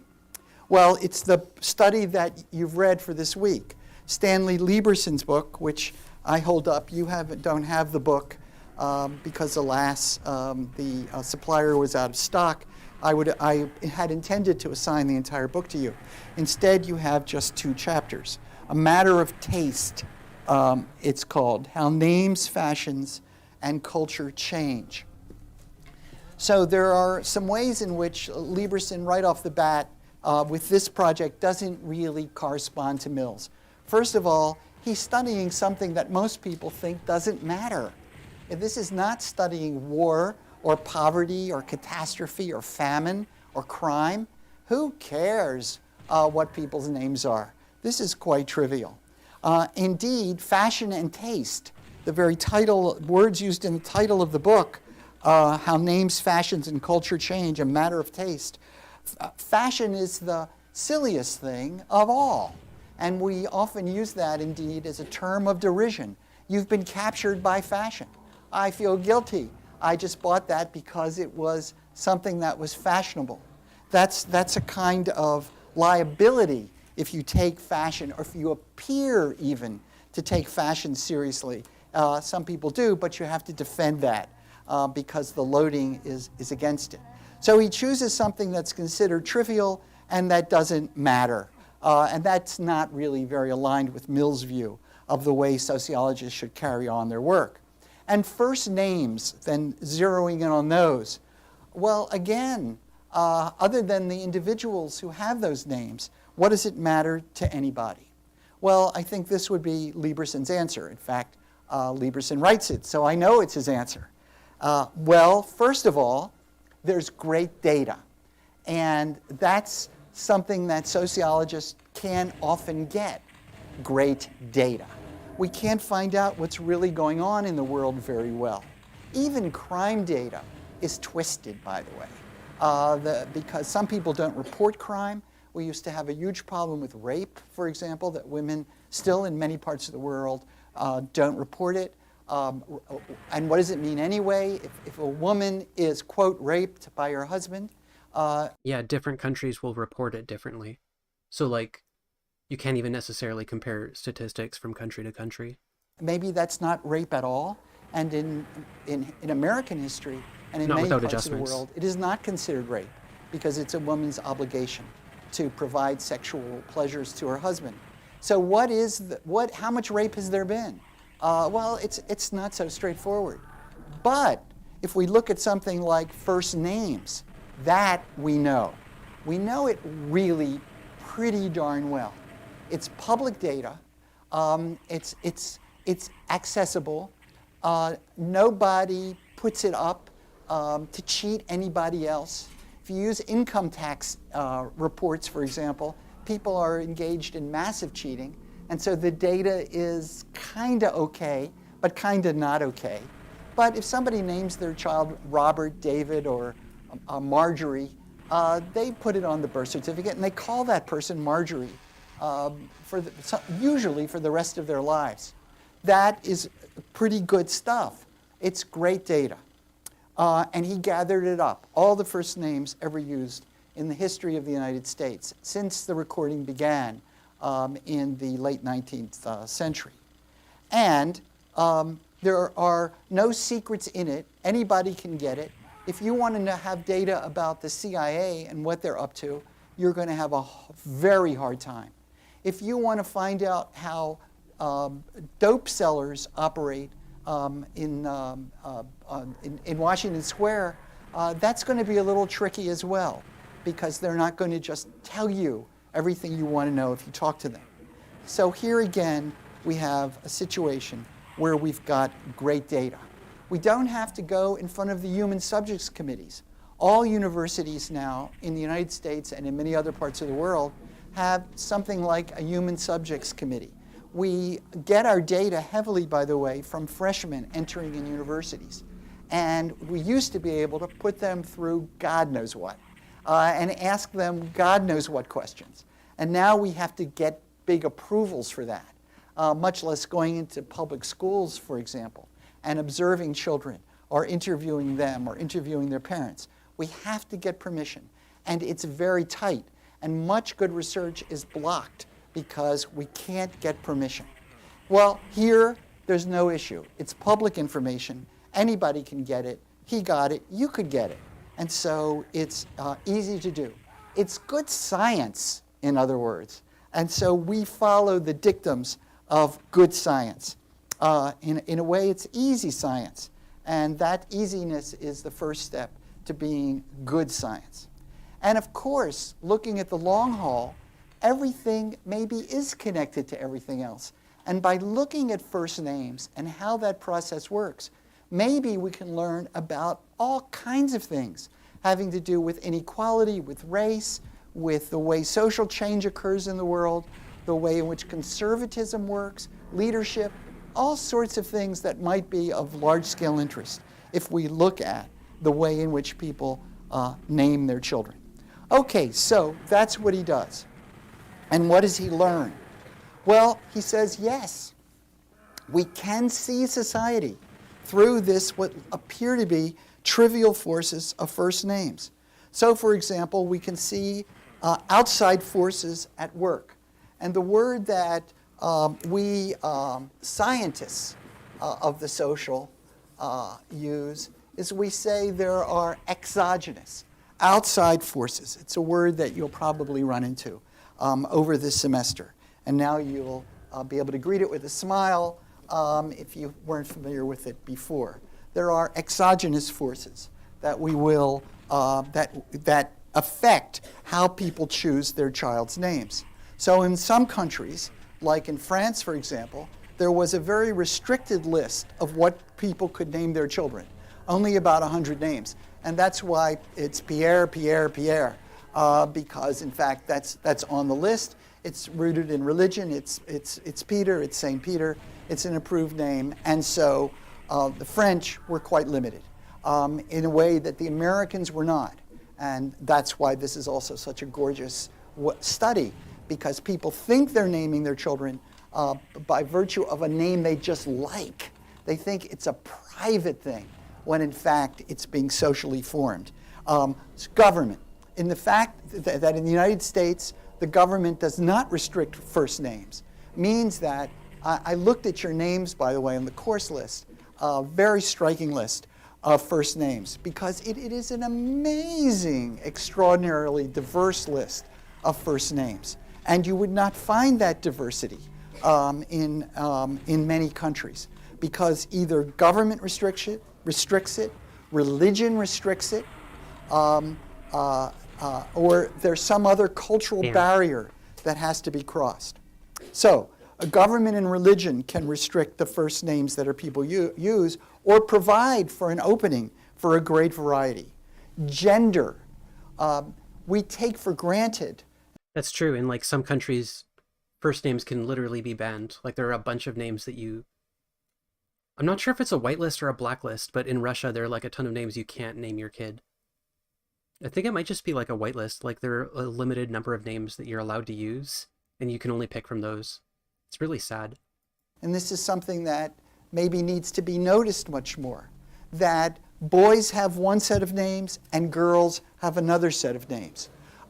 It used to be that girls had one set of jobs that they would ever be eligible for, and boys had another set of jobs, which did not overlap hardly at all with what girls could do. We had occupational segregation by gender, and that was taken for granted, just like the men's rooms and women's rooms in this building. Don't you dare cross that line, or you're some kind of pervert or dyke or revolutionary. Don't be doing it. Right? There we go. And in the same way with gender, there's a more mixed case with first names. I guess it's a good thing this isn't on Twitch. Because there are boys' names, there are girls' names, but there are some names that are both boys' names and girls' names. Here's the problem, though, is that once people name their girls with a boy's name, it starts killing it as a boy's name. There is an asymmetry in gender and stigma. Here's my summary of it, there is no such thing as a boy named Sue, Sue, S-U-E, because if you name a boy with a girl's name, that child will be stigmatized for the rest of their life, they've got to get a nickname or change their name. So that starts, and it's not true the other way. You can name, are there any girls in the room who have boys' names? Hi, what's your name? Taylor. Hi, it could be a last name, and it's often it used to be a boy's name. Do we have any boys named Taylor? I saw another hand go up. Mackenzie. Wow. Okay, Mackenzie, I guess is a boy's name. Do we have any like Sam? Do we have a Sam in the room or a? Yes. What's your name? Sam. Okay. You see, you just ask and you get it. We've got a Sam in the room. Do we have any boys in the room named Barbara? See, that's not a very contemporary name, so that's unfair. But if I'd have asked that question 40 years ago, when Barbara was a very popular girl's name, I would have not found any boys who had that name. And it's because if you name a boy with a girl's name, you create damaged goods in a way that you don't if you do the reverse. And that starts telling us about the way stigma works in the society and the way in which masculinity and femininity work. that for males, it is critical to be distinguished from females in a way that for females, it is not so critical to be distinguished from males. That's and true. so the penalty paid by a masculine... That's why you'll see like people in the Daily Wire get really angry when a dude wears a dress for like a magazine cover, but there will be a lot less coverage for a woman wearing a suit. Woman is less than the penalty paid by a feminine man. And that's then something we can take to the sociological bank, so to speak, that we learn from the history of first names and how it is that that naming process works. So I've given you some examples of exogenous factors that are in play that shape how people name their children. And in some cases, those are fairly obvious, and in some cases they're not, but they're consequential. Well, now we look at the inside processes, not the outside forces, but the inside forces. And our fancy word for the inside forces is to say they are endogenous. Endogenous, as opposed to exogenous. And this is the kind of thing that Mills and his approach really would have trouble getting at, because they're always looking for those external forces that influence what influences what goes on internally. But there are internal processes, internal logics that generate change, that affect things that maybe would not be so obvious. So when we look at first names in the United States, what we see is change. That's not such rocket science, but it's interesting to document. And that's what Lieberson has done, is to document that some names, not all, but most names, rise and fall. There are periods of fashion, again, that are significant for names like, say, Hillary. Hillary was, there's an example, it was indeed a man's name, and it became a woman's name. It became both at about the same moment, probably, as Hillary Clinton was born. And now it's gone as a man's name. It's probably now also gone as a woman's name. Do we have any Hillarys in the room, either male or female? We can have the actual Hillary to thank for that.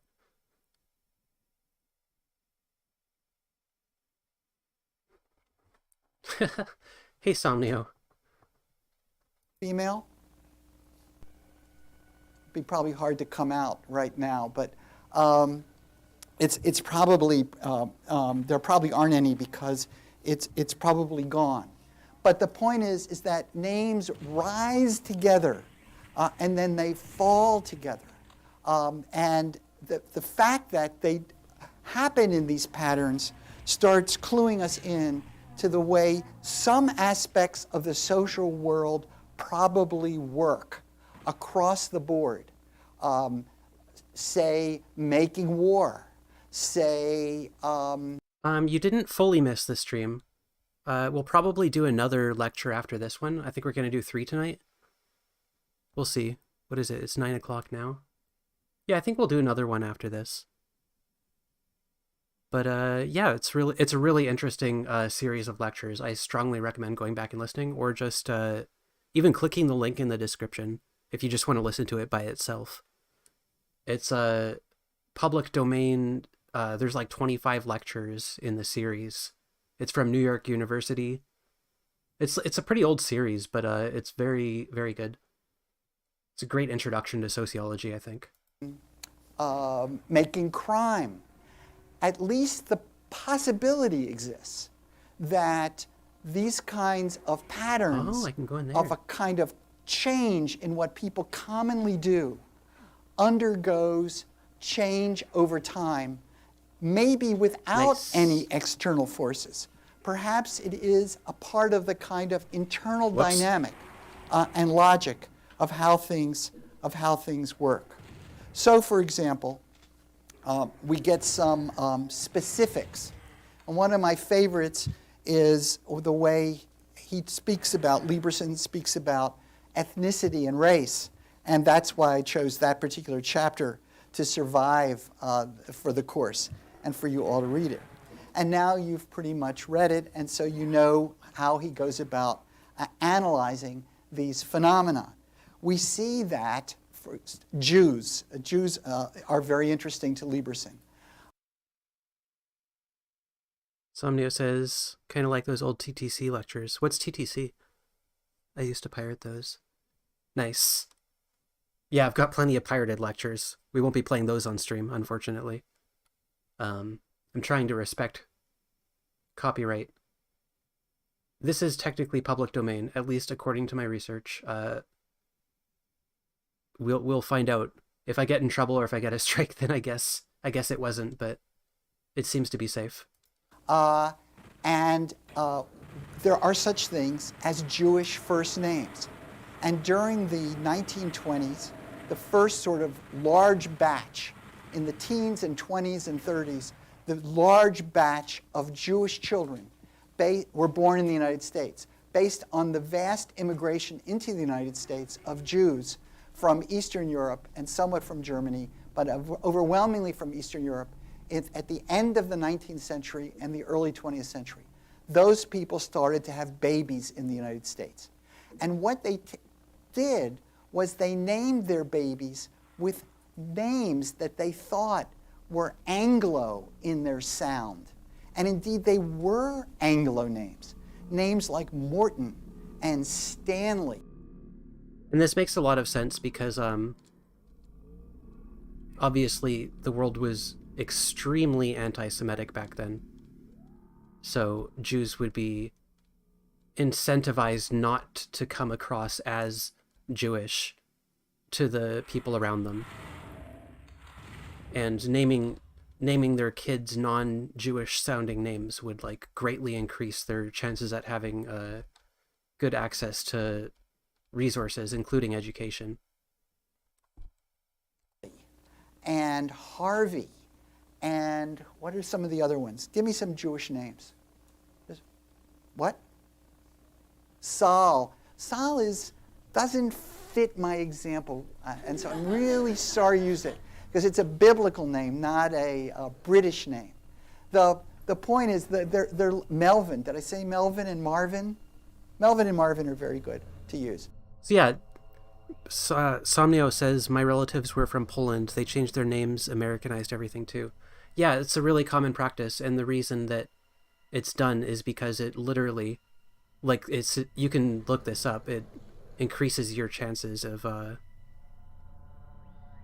getting access to education and a lot of other resources. It greatly increases your chances of having like a productive chance at life. They're very stereotypically Jewish names. With those Jewish names, the Jews could assimilate into the United States by taking on these British names. They didn't consciously, sitting there in labor, not sitting there, laying there in labor, saying, let's assimilate with this one. Let's call him Morton. They don't do. Some of them might have like thought that consciously, but yeah, that's not generally how people make decisions like that. He'll explain how it's a lot more subtle. Do that, which is why it's more interesting than if they did do that, because the whole point here is all of these women in labor are giving birth to Mortons and Marvins and Melvins, and they're not thinking about social change and assimilation in America and getting their children into medical school. It's instead just kind of goes with the huffing and puffing. And they think they're doing it in isolation, and in fact they're conforming in patterns, ways that we can understand. And we can see the process of assimilation among the Jews who were madly assimilating, and successfully as it turned out, into American society. We can see it in their naming behavior. Then what Lieberson can find, and he does find, is that after this big batch of Marvins and Melvins are born, then the WASPs, who you're supposed to be assimilating toward, see them, as everybody does, pretty much, as Jewish names. And then who wants to have a Jewish name? If you want to get into Princeton and Yale and Harvard, as we know from last week, the last thing in the world you want is to be named Morton or Saul or Melvin. And so you start naming your children something else, like Lance, or give me a contemporary common boy's name. What? Julian. Okay, see, everything's changed. That used to be an old Jewish name. Anyway, Julius was. So anyway, what happens is that the name loses its assimilation value, and so the WASPs stop using it. It has no assimilation value because it's a Jewish name, and the next batch of Jewish children, the next generation, their parents drop it as well because it has no assimilation value, which they think of as, I don't like it. I just don't like it. I don't know why. I'm not going to name my child. So this is what he meant by stigma. Basically, because of the way that Jews would, and just as an example, this could apply to any marginalized group, would see those names being treated in the society that they're in. Those names are going to seem less appealing and less like that's going to seem less appealing as a choice to make for your kid. So you're more likely to pick something else that's more Americanized. So that's a force that drives like a lot of that kind of decision making, as opposed to people thinking like, oh, well, my kid's going to get into this and this medical school and drawing out as like a specific plan for their kid's life. Obviously it has that effect, but the actual motivations at play are a little bit more complicated. With that kind of Marvin, Melvin, Mervin, whatever name. And so the name is ended for even the Jews. And by the way, one place where it then picks up is among African Americans who are assimilating. And so we get Marvin Gaye and Melvin. There's a famous black Melvin entertainer. No? And then yeah, as more and more people stop using that name, it becomes less and less stigmatized, and eventually like it has an ebb and flow to it. So the less stigma, the more people might pick it back up again. I'm not getting it from the audience. Okay. Anyway, I have some black friends named Melvin. Just take it from me. Which is, of course, not what you should be doing. You should want to see it in Lieberson's study. And Lieberson does bring it up. So more black children now start having, it's like the last stop of Melvin and Marvin is now among assimilating African American males. And that goes on until it disappears from them as well. And we see other kinds of ethnicities at work in these names. And they're not just ethnic names, but they tell us something about the way ethnicity is operating. So with African Americans, beginning with the Civil Rights Movement, with Martin Luther King, with Black Power, with the assertion of the dignity of the African American culture and the roots of African Americans in Africa itself, we start seeing African names among African Americans. And this then is a move away from the names that were used in the plantation South, which dominated the first choice names of African Americans beginning in slavery. and which then persisted as traditions within the African American community. Anglo names that were specific or tended toward the names of the U.S. South, those names, Leroy being one of the classics, those Jenkins? names start to be dropped, and people take up African names or African-sounding names. And then we get the patterning of Denisha and Letitia and other Isha sounds, just like prior, as you'll read, there was a patterning among white Americans and among, I think, across ethnicities. At a certain point, there was the Lynn sound, as in Marilyn Monroe.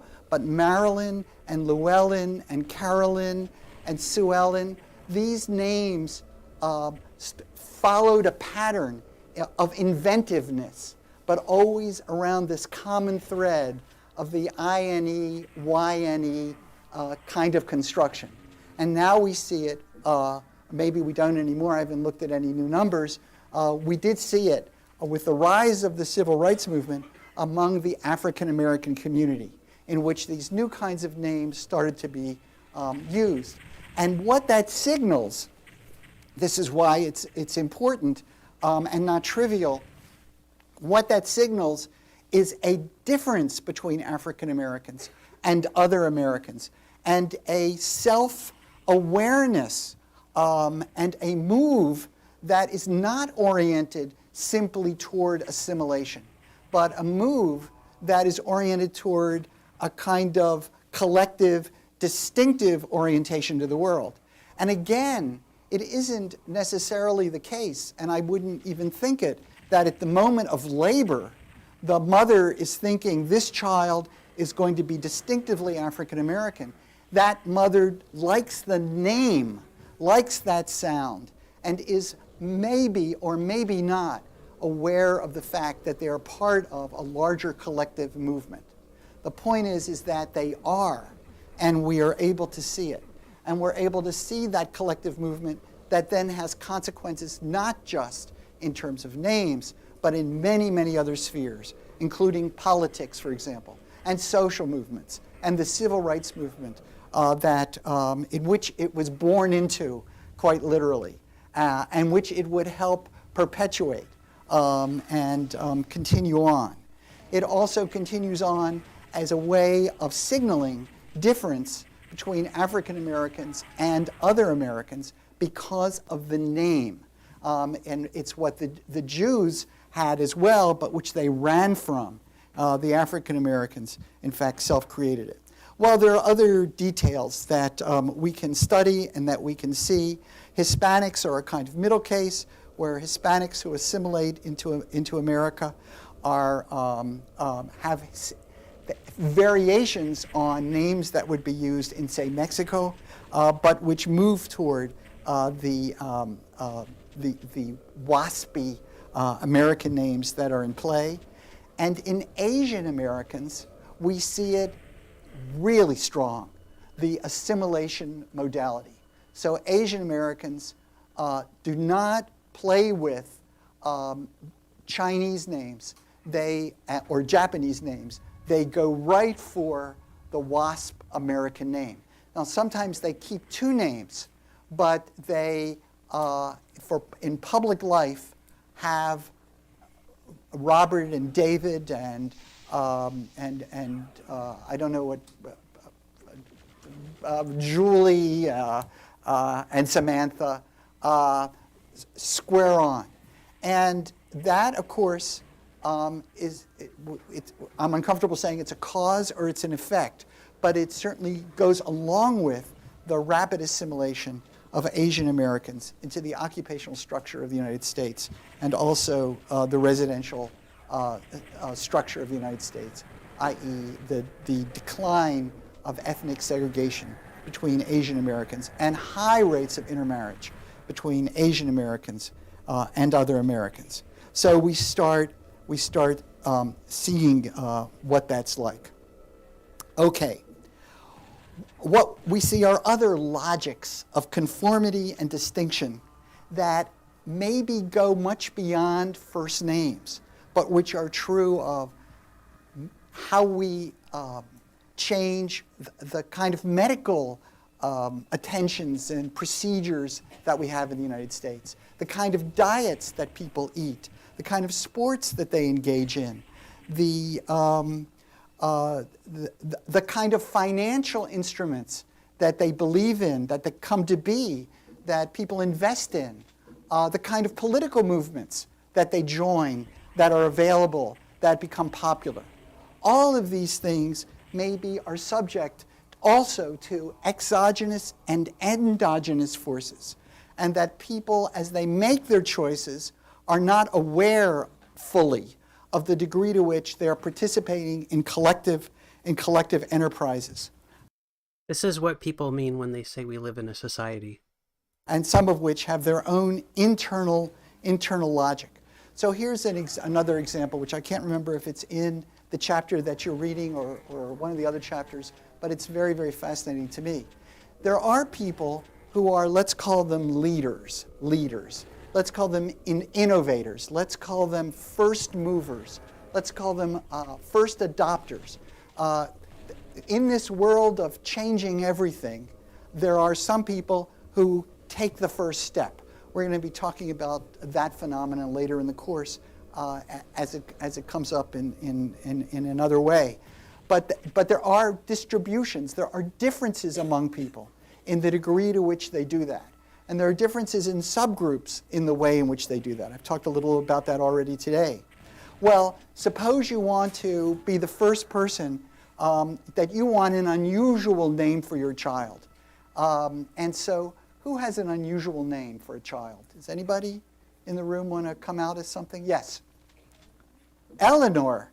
Well, you know, Eleanor, let's talk about your name. Eleanor, and you can look it up. By the way, all these first names used to be available on the web. The distribution of all the names over history, the very data that Lieberson used, he had to do his study painstakingly. But since he did his study, all of that data has been moved on the web, and anybody can take a look. And if you take a look, you'll see that Eleanor is a very common name at the turn of the 19th to the 20th century and into the 20th century. Eleanor Roosevelt, of course, is perhaps our most famous Eleanor. And anybody else named Eleanor in the room? You have another unusual name? Cordelia. That's very cool, as is yours, Eleanor. Cordelia is another name with, I'm just now having to imagine it, that has a similar history to Eleanor. I think Cordelia even was popular before Eleanor and died off before Eleanor died off. But it may well be that the parents of Cornelia and Eleanor here in the room are pioneers of the rebirth of those names. And as you go through the world, you will inspire other people, other women and men to name their children Cornelia and Eleanor. And you'll be part of a movement. Because your parents were bringing back an old name, which is kind of like coming up with a whole new name. Like to name a boy Lance, which was not done prior to probably the 1950s or 60s in the United States. To name somebody with a new name. Now, there you are, you've named your child with a new name, and then the old story, the story is told many, many times, is that the child goes to kindergarten and you learn that you're not the only Eleanor in the room. That you're part of, in fact, a group of people. You're not the only Lance. That these forces that conspired to create a Lance out of a boy's name, or Sam out of a girl's name, and make Sam a girl's name, that you're not the only one. So where's Sam in the room? Sam, do you know any other people named Sam? Yeah, see that? I rest my case. She does know other people named Sam, because whereas the first people who named their girl Sam, were pioneers, the people now who named their girl Sam are not pioneers. They're just naming their girl with what is really pretty accepted now as a girl's name, which is why it came to my mind. So what used to be a daring move is now much less daring, maybe even a conforming move. On the other hand, some people may be trying to conform by choosing a name that many people have used before, and they don't know that it's over. So I call it the tragedy of the last Edith.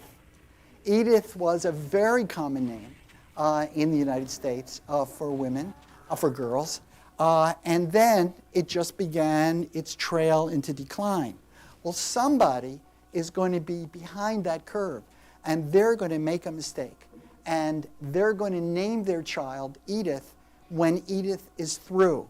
And that Edith is then going to have the stigma of going through life with a name that is not cool at all. But that's what happens to the last Edith. So here's the problem, is that you have these intersecting forces, which is that what was once a way to be distinctive instead becomes a mechanism of conformity. What was once a mechanism of conformity is now distinctive, and perhaps in a stigmatizing way.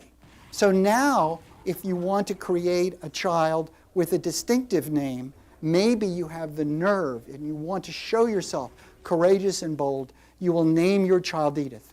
But you see, you have to do something different to be distinctive than what people who were trying to be distinctive were doing 50 years ago. And the same way with conformity. What this all boils down to is a kind of constant shift. If you have change built into the system as people vary in their degree of conformity and in their because the distribution of conformity and being bold varies among populations, let's assume that's constant, but what you must do to be distinctive or to be constant, to go with the majority, the substance keeps changing of what you need to be and what you need to be doing. So if it's wild and distinctive to put your money in, say, Silicon Valley stock, if everybody puts their money in Silicon Valley stock, that's just common. And it's no longer brave and bold and distinctive. And indeed, you price up those stocks. And then they're not the kind of value they were before. And now to be distinctive and bold, you must substantively do something different because everybody else did what you did, at least eventually. And so we have constant shift. If it's very cool to wear nothing but black and all the time, then you're cool. If everybody keeps following you and everybody's wearing black, then you've got to wear something else in order to be cool. Whoa. And the same way to have a radical political opinion. You've got to shift what that might be if you want to still be radical. If everybody agrees with you, then it's no more radical, and you have to shift in order to have a distinctive view of the world. So you see how this works. There's a constant process of endogeneity in which the little motorboat of history changes for the sake of change. Change is built into the structure of the world in the same way that constancy is also built into the structure of the world because people are running around to conform as well as to run around and change. And sometimes they're different people who are doing one as opposed to the other.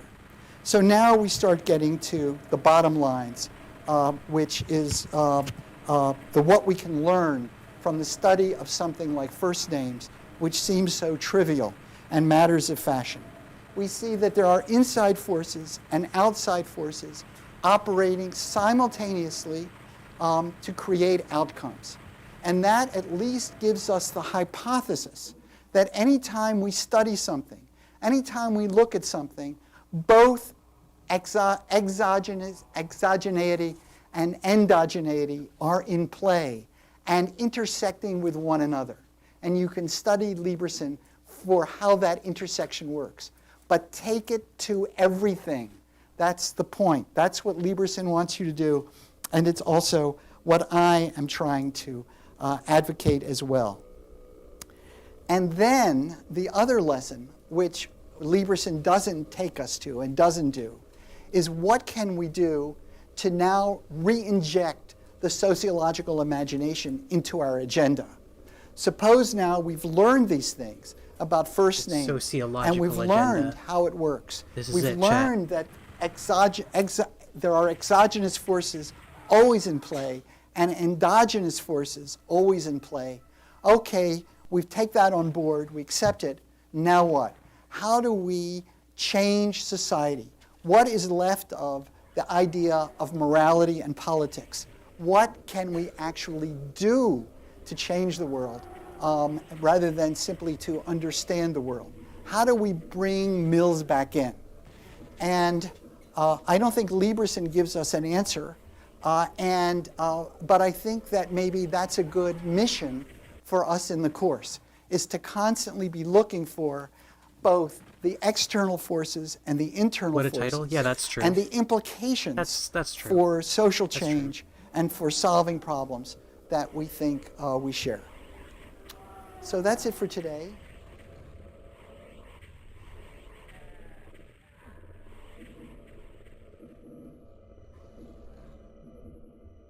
All right, we're going to save our ammo.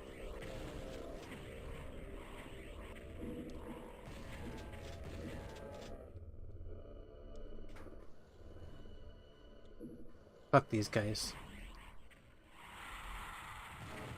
One of the things that I thought about over my weekend was the fact that I've been giving you the names of famous people and important people in the heritage of sociology, really, and in the heritage of social science.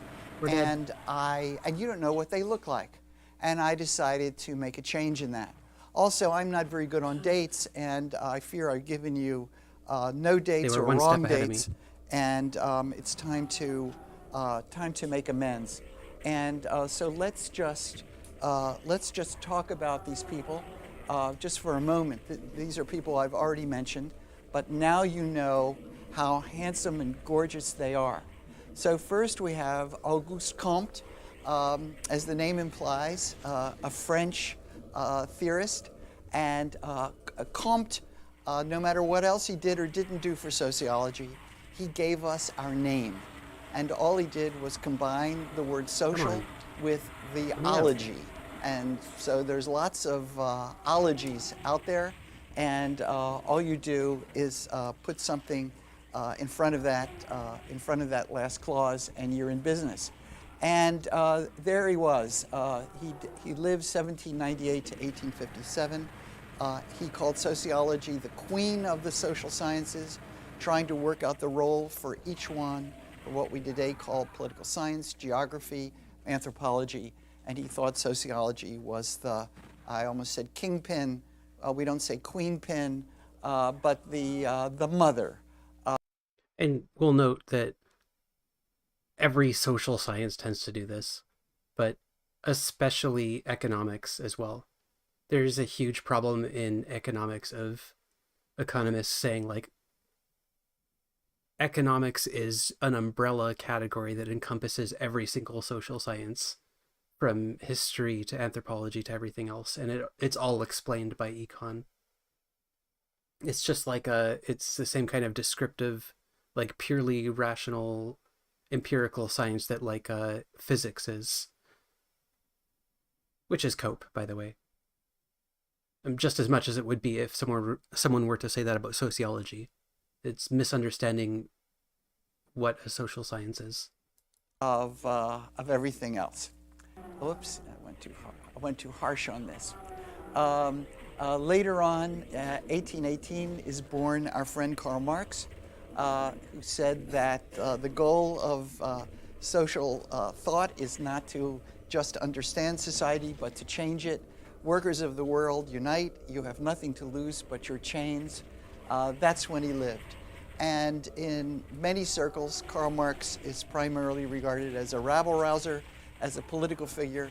He did not live the life of a rabble-rouser at all. He was a bookworm and is regarded as one of the great thinkers, of the 19th century, one who was extraordinarily consequential in terms of the political events that occurred as a result of his thinking.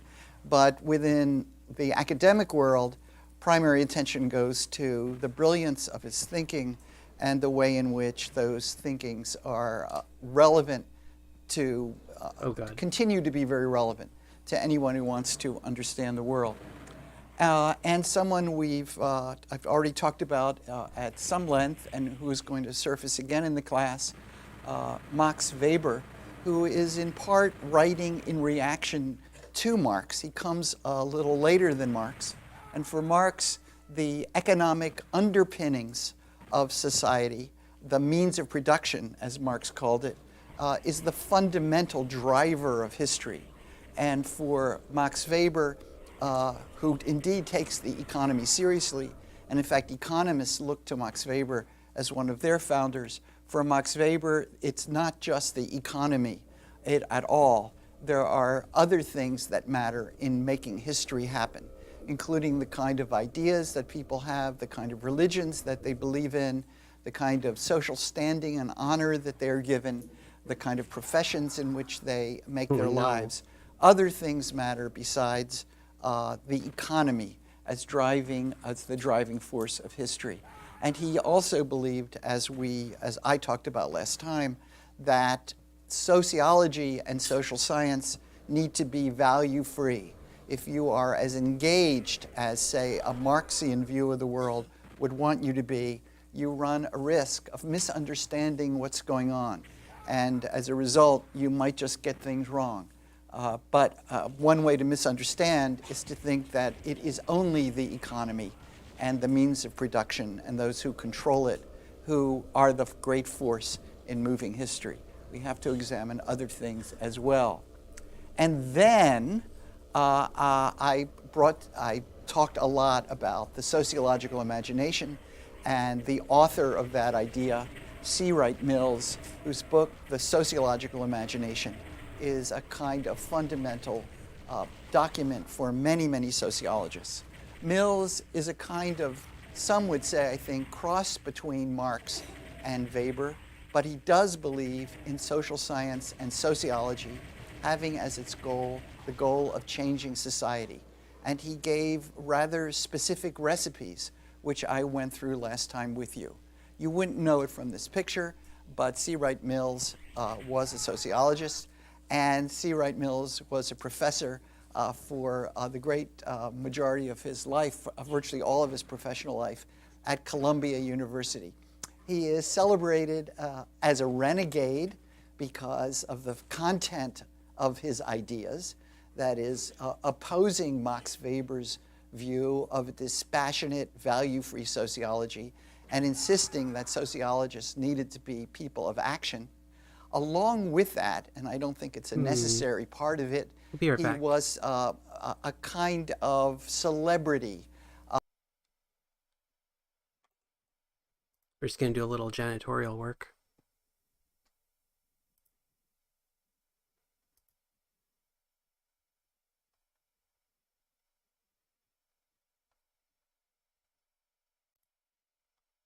Celebrity.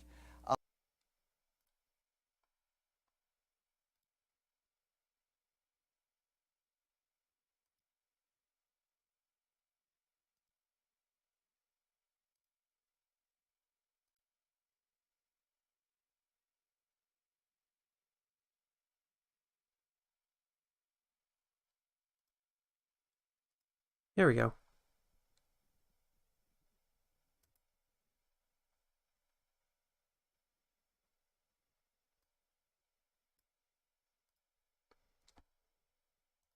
In intellectual life, because unlike the other bent-over, bearded bookworms, he had a motorcycle, which he drove around New York and was famous for vrooming around Columbia University and the streets around there. Some people regard it as a total affectation of someone who wanted to get attention during the era of people like Jack Kerouac and being a renegade, being outside the box of ordinary social comings and goings. Be that as it may, I bothered to, I wanted you to see him. I think it's more memorable this way, that you see him as he's doing his thing in a motorcycle guy kind of way. And since then, many sociologists have taken up motorcycles, and many more have taken up the idea of the sociological imagination and take that idea very seriously. And I want to continue today really with that idea. The course is a constant gyration or moving back and forth between ideas of these and other founders of the discipline. And so we'll continue with, in a way, extending Mills into some new kinds of territories. And as your syllabus says, the one critical idea that is on our agenda is this idea of ethnocentrism.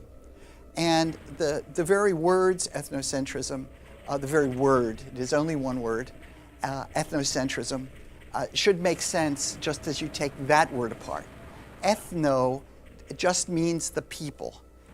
We all use the phrase ethnic as an ethnic group, and we tend to think of that as people who are different from us, some kind of exotic people, like Italians are ethnics. Well, all people are ethnic in terms of the origin of the word.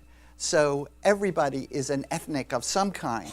To be ethnocentric is to be concentrated on your own kinds of people, on your own peopleness, and not be able to see beyond those boundaries. It is to lack the fundamental first step of the sociological imagination, which is to see that your circumstance in your life with the people you're surrounded by is only one way of being, and that there are other ways of being in terms of people who have lived before and people who are living alongside you in other parts of the world or in other cultural groups or in other subcultures. You are not the only game in town. So an ethnocentric person is a kind of like a fish in the fishbowl, a fish in the ocean. They do not imagine that there are anything other than oceans to be in, waters to live in, and fish to swim around in. There are lots of other kinds of things going on, and the trick is to see in our own life the structures that are our context and make us not only different from other peoples, but to see indeed that those other peoples are living parallel lives and are not just exotic and other, but people that we might even be able to learn from. We have to get a vantage point outside our own existence, and the sociological imagination, and for people like Mills, sociology in general, is a way to get that vantage point. We could say really the same thing of our sister discipline, anthropology, which is up to some of the very same kinds of tasks. So it has to be something other than our way or the highway. We have to get beyond the ordinary routine arrogance that most people in the world have about their own way of being and their own way of doing things. And the reason for that is, first of all, that it might lead to outcomes that are more humane and more generous to other people, but also because having this narrow orientation to the world hurts us as well, hurts those people who are practicing ethnocentrism as opposed to, in a way, ethno-welcoming, ethno-broadening, ethno-searching. We can benefit by figuring out how other peoples do it, and by other peoples, not just other peoples in exotic parts of the world, but even in those close to us, at least geographically, but peoples for whom we don't see. So in your readings, there are a couple of examples of that. These are famous classical examples of ways of seeing outside the boundaries of our own lives. And a classic instance that's brought up in classes constantly, especially in anthropology, is the example of India and the sacred cow of India. So to a Westerner, especially when this problem of first came to Western attention, the setup has always been, isn't this odd? Isn't this weird? Here it's a very poor country, India, and yet they're not, they're allowing these beasts, these cows, to just roam. This is going to be hurtful to, well, it hurts automobile traffic for one thing. It slows everybody down. You can't you can't sometimes cross the street because there's a cow in your path. Isn't this odd? Isn't this irrational? And surely something should be done to help these people clean up their streets. Clean up not only the fact that we've got the inconvenience of the cow crossing the road, but there's dung everywhere, the shit of the cow. And this is unsanitary, uncivilized, and bespeaks of the backwardness, ignorance, myth-driven quality, MYTH, of other people who are incapable of, or so it seems, of rationality. Well, when you look at India's sacred cow and how it actually works, you see there are things that may not be obvious, but which are true, such as the fact that the dung is actually collected and it is a fuel, and the other waste products operate as fertilizer. That milk, the cows are milked, and this is a source of protein around the seasons. It's also a way to make cheese, which gives people a reliable source of nutrition when you don't have refrigeration. And a roaming cow is a substitute for a refrigerator because you always have fresh milk. It's also a mechanism that establishes vehicles for living in common. The fact that the cow is in part other people's property and other people must care for the cow and respect the cow operates as a kind of indicator and mechanism of social integration and regarding the taking seriously the needs of one another. You can't just rope a cow because it's bothering you. That is not your cow. It must be respected. And in respecting that animal, you are respecting the society at large. You're respecting other human beings. And so it's acting as a kind of a vehicle of social integration, which then is useful for many other purposes in terms of breeding respect, keeping violence at bay. And by the way, India's in the customary India is a society that is extremely low in physical in violence, and maybe that has something to do with it. And in these mechanisms of social integration, there is a kind of spiritual dimension. There is a kind of, through Western eyes, let's call it irrationality. And the response then is, what's wrong with a little irrationality? Don't we have all kinds of, quote, irrationalities in our own culture that we enjoy, that maybe even we can't do without?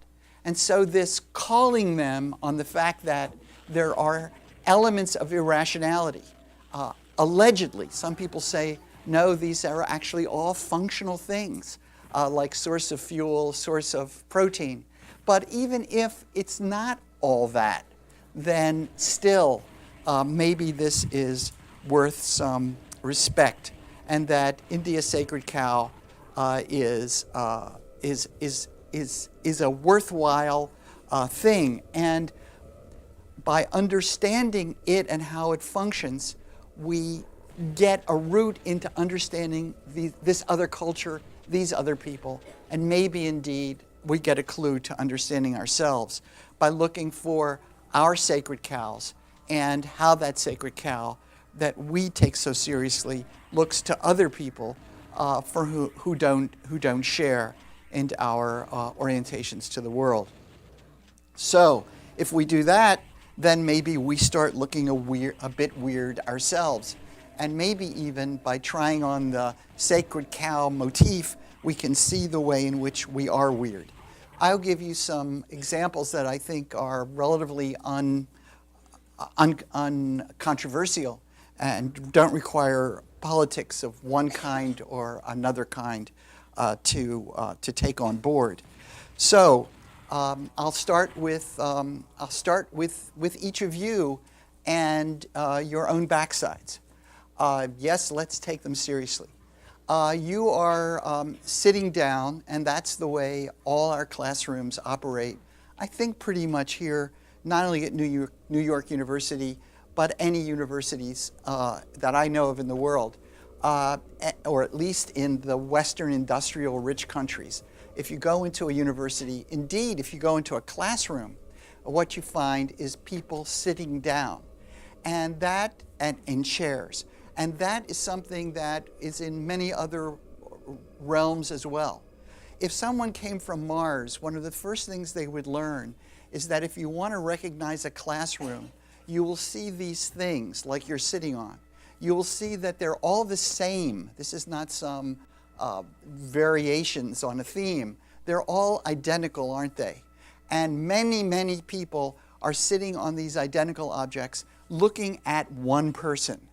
And when you see that configuration, you're probably onto the idea that, or that's a good way to get onto the idea, that this is a classroom and there is such a thing as professors and students. And an intrinsic part of that is the fact that I'm standing and you're sitting. Now that right away is a little odd. I'm much older than you. Don't I need to sit? But I can do this. Look at this. You'll see I'll be up the whole time. And when the class is over, I won't go, oh my God, I got to sit. I'll probably walk out of here and walk to something else. So the point is that all of you could be standing as well. It's not a physiological need that is causing you to be where you are. But what it does do is it signals that I'm different than you, and that in fact I'm the one, I'm the cat's meow, and you are the lowly creatures who listen to what I have to say and write it down. And you don't need to be sitting, but sitting is part of the package that makes all of this possible. Now let's get to the real anthropological strangeness of this activity. Most of the peoples in the history of the world did not sit. Draw yourself in a stick figure, and this kind of situation, this kind of physical locating ourselves in we space have to go back in there. is something that is only possible because we have this hardware that is now you're resting your back on and you're resting your ass on. And that is peculiar. That's what I want to get across. If you look at the history of the peoples of the world, you will see that few did that. But we take it to be natural. It's the way you have a class. It's the way you go to the welfare office to get welfare, and so on and so forth across so much of what society is. Now, there are a number of issues to do with this, though, that render it not just strange, but perhaps through the prism of, say, the sacred cow, perhaps make it utterly ridiculous, irrational, unhealthy, and stupid. So, what is the alternative? Well, standing is an alternative, and you've all seen it in various parts of the world, or you haven't seen it, but you've at least seen pictures in poor parts of the world where they still don't very commonly have chairs. People squat, and they squat for as long as you sit. They are capable of that. Now, I can stand and I can sit, but I can't squat. I can't squat for very long. And probably most people in this room cannot squat. When you go to the gym and you join a gym and they ask you your goals, very few people say, I want to be able to squat. They say, I want a six-pack, or I want to be able to do the marathon, or whatever they say. They don't say they want to squat. So it's not even on our agenda to squat. And yet, squatting is far more healthy. So what's happened is that these chairs, which were introduced into our lives as symbolic tools, a way to say to people, have a seat, or a way to take a seat when no one else had one, as for example, priests, high priests, top dogs in religion, thrones for monarchs. They had chairs, and nobody else had chairs. The Last Supper, which looks like people are sitting on chairs or even on a bench, that can't be right. People were too poor to have chairs. They're actually sitting on the floor, perhaps on pillows, reclining, but they're not sitting on anything like a chair because those people didn't have a chair. Okay, what have chairs done? It means that we can't squat. So you think that you're using the chair, but the chair is actually using you. You think the chair is your tool, but in fact, the tool, the chair, has affected your body and taken away the musculature that you would have to squat. If there weren't chairs, you'd be hanging out by squatting. And now you can't do that because the chairs have taken you over. And the chairs only exist in turn because they are parts of a cultural apparatus, developed at first so that people could display power over other people, or people could then offer respect to those over whom perhaps they have power, or those for whom they need to be deferential to, as in when we say, have a seat. Well, now we take you to another kind of chair, one of my favorite kinds, which is the toilet. The toilet is a type of chair, and what do we do with the toilet? I won't go into the great detail, but many of us have been in countries or in situations where they have not adopted the Western toilet, and instead there's a hole in the ceramic or in the floor, and you're supposed to stand over it and do what, ladies and gentlemen? Squat. Everyone knows the word. You're supposed to squat. The reaction of many Westerners is, oh my God. The oh my God is not just the inconvenience, but the fact that this is somewhat uncivilized. And these people are other kinds of people.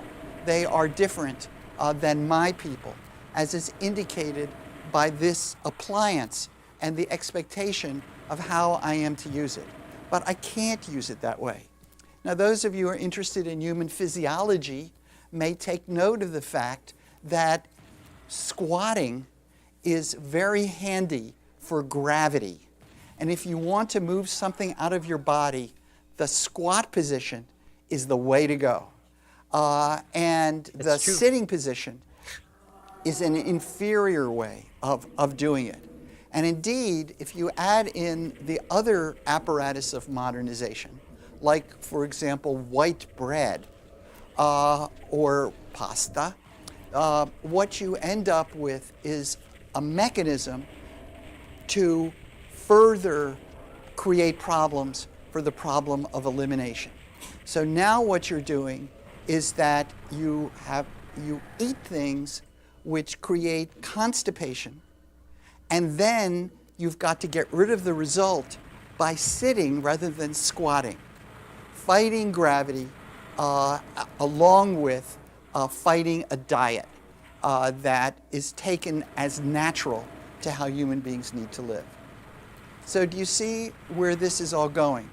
For someone who is not trained in sitting and its cultural history, for someone who thinks that food is better plucked off the vine rather than processed, it is indeed very strange that peoples should assemble great wealth in the world and use that wealth to create toilets, to create chairs, to create toilets, to create white bread, to create toasters, to toast the white bread.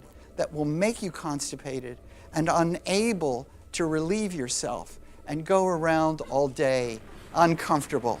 All of that is a very odd way of living. So what I've tried to do just now is, you can see what I've done, is flip the strangeness of the sacred cow and show the way in which our chair indicates another kind of strangeness in the world, one which is filled with mystical notions of what deference is and should be, of how a physical object should play a role in that deferential system.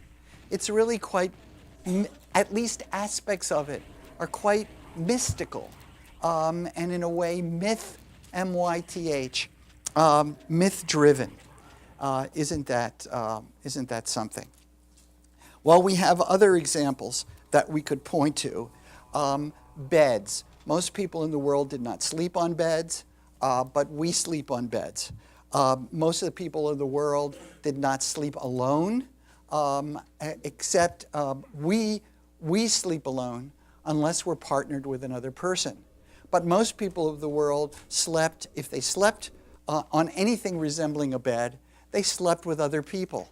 2 people, 3 people, 5 people. Whole families would sleep together. And with the visitors, we have it that sleeping with a person is almost the same as having sex. It's not gravity, though. It's the physical position which you can achieve just by leaning forward slightly. Yeah, that makes sense to me. Like, literally just arranging things in a way that opens up, like, the passageways, basically, easier, right? Kind of like how when you tilt your head back, your airways are more open. With another person. And indeed, we sometimes use the word sleep with as a euphemism for having sex. And therefore, we guard the bed and make sure that only those with whom we want to have sex, or it is okay to be regarded as having sex, can be in this thing with us. But other peoples of the world don't regard that as at all appropriate. It's lonely out there, and many of us know the loneliness of being alone in bed and in other places as well. Our children are raised to be separate from us physically and to sleep alone. This is not always true in our own culture, but is very common. Whereas children in other parts of the world and other parts of history, that would be inconceivable, that you would cast a child who is the most, you think you don't want to sleep alone. Try that out on a 5-year-old. And as we know, many 5-year-olds, and some of them right here once upon a time, right in this room, screamed bloody murder because they did not want to be alone in their bed. But we take it that that's an important thing to do, whereas for many peoples in the history of the world, the idea of a child sleeping alone would just never dawn on anyone as an appropriate thing. Okay, so beds. We put our women in. Our women wear high-heeled shoes, a very strange apparatus for getting from one place to another. Shoes in general really don't have much function. I knew this was going to happen. In fact, some people argue that they are anti-functional and hurt our feet over our life course. What else do? We believe in monotheism. We believe, or many people do, we believe in romantic love. That for each of us, my brother says, for every pot there is a lid. For each of us, there is that perfect person, much beyond a lid for a pot. There's an old 50 song, Out of That Orange-Colored Sky. Shish Gumbab, there you were, wonderful you. Alakazam, wonderful you came by. So that's the way that's supposed to work. And when we find that perfect person, that is the person who takes care of 100% of our erotic needs. We share all financial, it's our business partner. All financial issues are settled through that person. All family, children, raising children, decisions about children, all of that happens through that one person. And it is forever, without a doubt, no question, and it all happens at that moment. Across the crowded room, I saw you, and whoa, it then took hold. Romantic love. That's not the way, that whole scenario I just gave you is not the way most of the peoples of the world have done it. It's just one way of doing it, and we're going to talk about that later on in the course. I talked about sleeping in beds. I'll give you, sleep is also interesting. We're starting to learn that most of the peoples of the world did not sleep like we do. We believe you need a good night's sleep, as we say. And that good night's sleep starts about 11 p.m. or maybe midnight and goes for 8 hours until 8 in the morning, 7 in the morning. And that's the way you do it. But we're now learning that for many peoples of the world, they'd sleep in batches, particularly breaking it up in the middle of the night and engaging in other activities for an hour or so. That was a common way of being. Just like having breakfast, lunch, and dinner is our thing. It's not everywhere the same. Sleeping is and thought to be absolutely intrinsic to our nature, to go once and have a sleep and then wake up and get that 8 hours ideally. That is not the way many people of the world practice. And some of you know that even today in the Mediterranean world, there is still somewhat of a tradition of taking a siesta, of getting up early, then working some, then having a huge lunch, the big meal of the day, and then taking a snooze right after.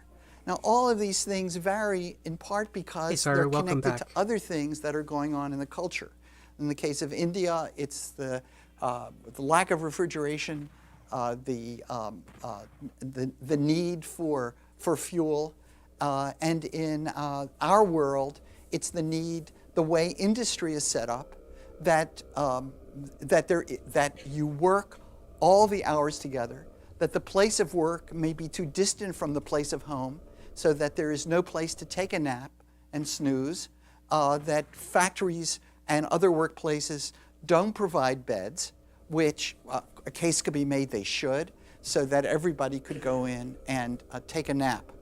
There are various ways of doing it, and all of these ways need to be tied in together. Well, I'll just give you one or two quickies because they're just fun. There is one of the things that people have engaged in is a history of how it works, how civilizing works, the history of good manners, and what is a good manner and what is not a good manner. So, for example, one of the most interesting people that anthropologists and others have written about are the Balinese on the island of Bali, who did a number of things in a distinctive way that fascinate people from the West. And here's one of them. To quote, "To neglect releasing a loud belch after a meal would be taken by the host as a sign that the food was not satisfactory. In general, the Balinese are very frank in actions that would be out of the question among us, such as clearing the throat, spitting, and so forth. And these end of quote. And these actions are, among the Balinese, are perfectly sensible in other societies. And for some of us, spitting, for example, is regarded as fundamentally rude and ugly. In China, spitting in public has been traditionally completely acceptable. Erotic paintings. Now I'm talking about the Balinese again. Erotic paintings. That's fine. We'll clear the room. And these are very frankly erotic paintings. Were sometimes had scenes of fantastic attitudes in lovemaking, what we might regard as weird and sick modes of lovemaking. And these were put up on houses, on the outside of the house, as a way to prevent the house from catching fire and burning. So so sexuality, a very straight-on sexuality, is a way of keeping away fire. In Nepal, that was also something that was done. is that you put the erotic, you put the, I'm tempted to the give erect myself ammo phallus just to get out of this level. over the doorway of your house to I already prevent gave myself lightning safe from scumming. striking the property. And that makes as much sense, I think, as perhaps as other mechanisms. At least I leave it to you. To consider. When you go to your readings, there's one group of people for whom I have very little sympathy, and who we don't tend to treat with the same degree of respect as we treat, say, the Balinese or the Nepalese. And that's the reason why they're in your readings. And these people are the Nasarima, N-A-C-I-R-E-M-A, the Nasarima. And the Nasarima are not really, I don't think, that's worth where it is.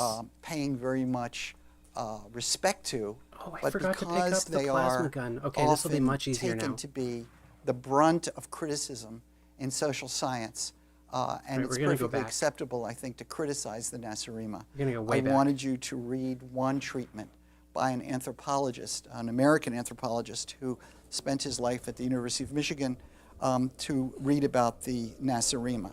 And so you will read this article called Life Among the Nasarima, and that's because I wanted you to see that there were indeed contrasts possible, and some people who perhaps are just not entitled to the sociological imagination. And perhaps in your seminar, in your discussion sections, you'll want to ask your TAs why I think the Nasarima are really beneath contempt. Okay, so what I've tried to do is Wait, give hold on. you. Let's Google that. What is that?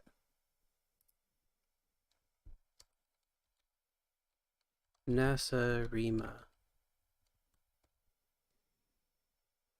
Oh, Americans spelled backwards. Okay. He's shit-talking Americans. Really a kind of standard set of blow-by-blows on how it is that we in the West, we in the rich part of the world, have a kind of tendency toward arrogance that the sociological imagination can perhaps help us bring under control. I want to leap from that to what I think is one of the really great debates in the history of social science. It's a debate conducted within anthropology, but I think is very relevant to sociology as well. And it's a debate between that should say Branislaw. It's a little odd. It's a debate among anthropologists that derives from some of the major traditions in anthropology. Who was Branislaw Malinowski? He is one of the founders of modern anthropology. His dates are up there. He worked in Britain. He is Polish by origin, born into the upper middle class of Poland, but made his life in Great Britain, in particular at the London School of Economics, which then, through him, established one of the leading anthropology departments in the world. Now, anthropology owes its history in part to the colonial events of the world. Along with the clergy and the troops, later on came the anthropologists. And anthropology as a field is really riven with controversy and soul-searching about the role of the anthropologist. The anthropologist goes off from Britain, to some extent also from Germany and France, to document how other people live. So in a way, it's fulfilling the goals of the sociological imagination, because what you're doing is going off to see, S-E-A and S-E-E, how these other people carry on their existence. You are at least curious about it. And within anthropology, there has been huge arguing over how and whether in this going off to sea in both senses of the word, how is it that we have respected or abused the people who we are describing and that we're giving attention to. For some people, anthropology is an imperialistic adventure, whether it's going off to study exotic people or, as they and sociologists do, study people closer at hand. When you cross the border from your own place to these other places, you always have the possibility of, in effect, rendering them as strange, as odd, as irrational, as inferior, or as we now use the word in social science, as other, with a capital O. They're not like me, they're different, they are other. And other implies inferiority in one way or of a different sort. And indeed, we can study the way in which the anthropologists became informants to the people who were running their societies, to the royalty of Europe, to the first early corporate, not first, but the earlier what became corporations and financial institutions through which colonialism was managed. The anthropologists go out and find out who are, and this is a term from anthropology, who are the big men. If you know who the big men are, if you learn their language, someone from the West, and anthropologists do that, if you learn their language, you learn their hierarchy system, their class system, such as it is, you learn their material bases of their lives, you learn their religion and your custom, you can come back and in effect tell your big men, the colonial managers, the British royal family, the British civil service. You can tell them how this works over there.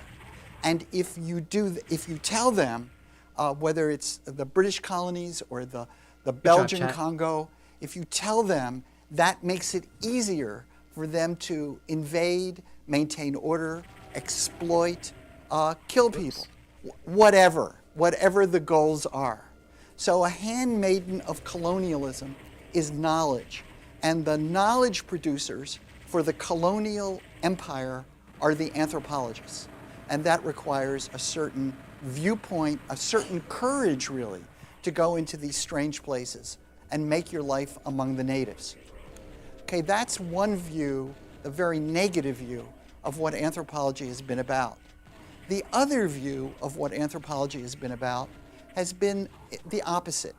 It's been, look, you must go see the ways in which what strikes you as an odd and unusual thing is not an odd and unusual thing at all, given the context in which people live.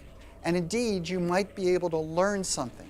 You may be able to learn from their modes of agriculture, for example, how to raise crops that have never crossed your mind before, like corn from the Americas. These are ways in which you can improve your own being. But more, they are ways in which you can learn how respect operates in the world, and that different parts of the world that you may regard as other are in fact worthy of your respect. They are places where people love, where they cherish each other, where they found mechanisms of democracy, mechanisms of organization. Our federation in the United States, our United States of America, and the Articles of Confederation that were the first step to creating the United States of America are said to be based on the federation of Indian tribes that the colonial powers found when the British found when they came to what came to be the United States. That these colonies could be united in a way that were modeled on the forms that the indigenous tribes had already shown to be effective. So there are all kinds of things, material and political, that you can learn from these other people.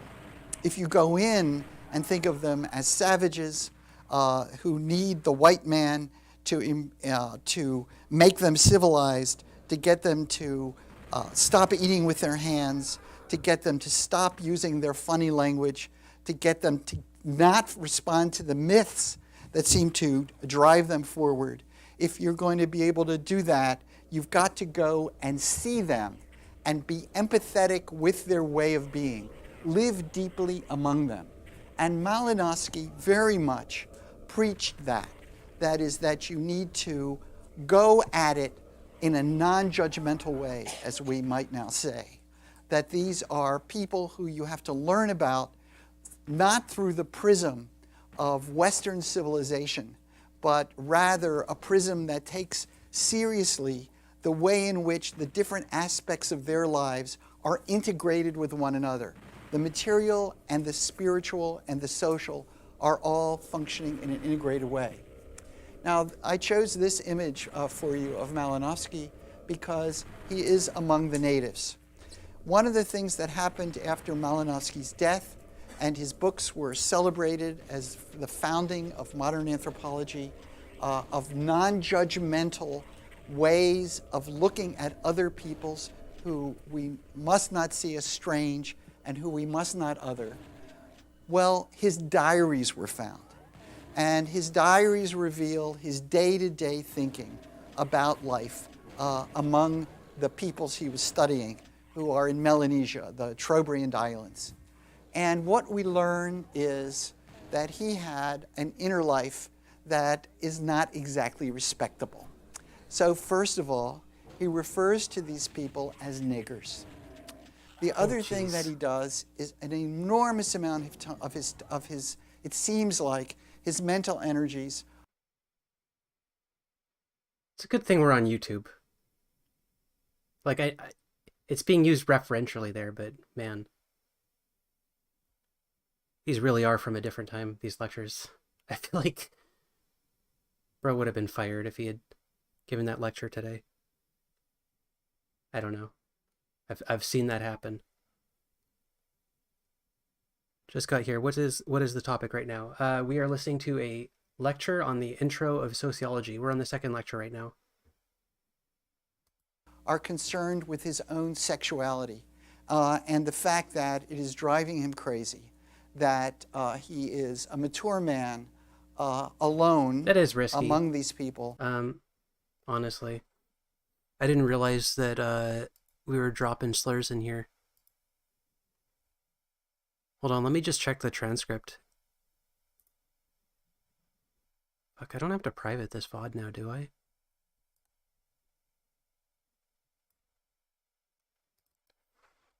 It's a public domain lecture, so we don't have to worry about copyright. The only issue is the language here.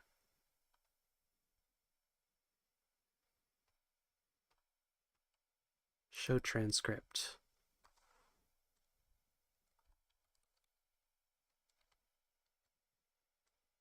Where are we at? We're at 47.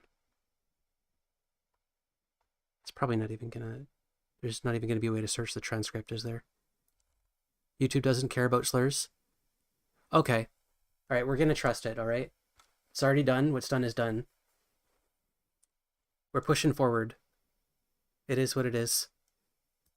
And not engaging in sexual relationships with them. And so his educational personal life, as well as some of the cultural baggage of the white man's world in Britain, has not been checked at the door when he goes and lives among the peoples. And this is then thought to be modifying the way he sees the world. This was a scandal when Malinowski's diaries were published after his death. This was a scandal because now this paragon of virtue in terms of being non-judgmental and being empathetic with his subject matter is indeed not such a hero at all. He is he's not so admirable. Oh, he went back in. I bring all of this attention to your attention to just start registering the complexity of it all. That is to say that having a nice intention is not enough. Okay, good to know, Somnio. That Thank you. Seeing the world stripped of your own, let's call it biases, your own place in the world is no simple matter, is no easy matter. And that I'm not saying this to denounce Malinowski, but I'm trying to say that even Malinowski, in fact, had these private issues, which he didn't go public with when he published. But an argument could be made that in founding anthropology and modern anthropology, and making it the goal to be dispassionate about other people's difference and be respectful of those differences, to preach respect for those differences, to write about them in a way that is respectful, is a real step forward in the history of humankind. And that when sociologists study the gangs outside, the people who make their living on 6th Avenue, who look and act and in a way are other than us, that we know we can't completely slough off our own origins, our own biases, our own privileges, but that doesn't mean we can't try, and that something positive to some degree can come out of it. Well, I started to tell you about the big controversy that follows in Malinowski's footsteps later on in history. This is a man who's still alive. His name is Marshall Sahlins. He spent his life as a professor of anthropology at the University of Chicago. And he got involved in the latter part of his career with Ganath Obesekere, who spent his academic life at Princeton University as a professor of anthropology. And so what we've got here, and both of these guys are in your readings, although I assigned reviews of their books rather than assigning them themselves. But one of the reasons why I turn to these people is because the debate that they are engaged in is one of the great pitched battles of academic life.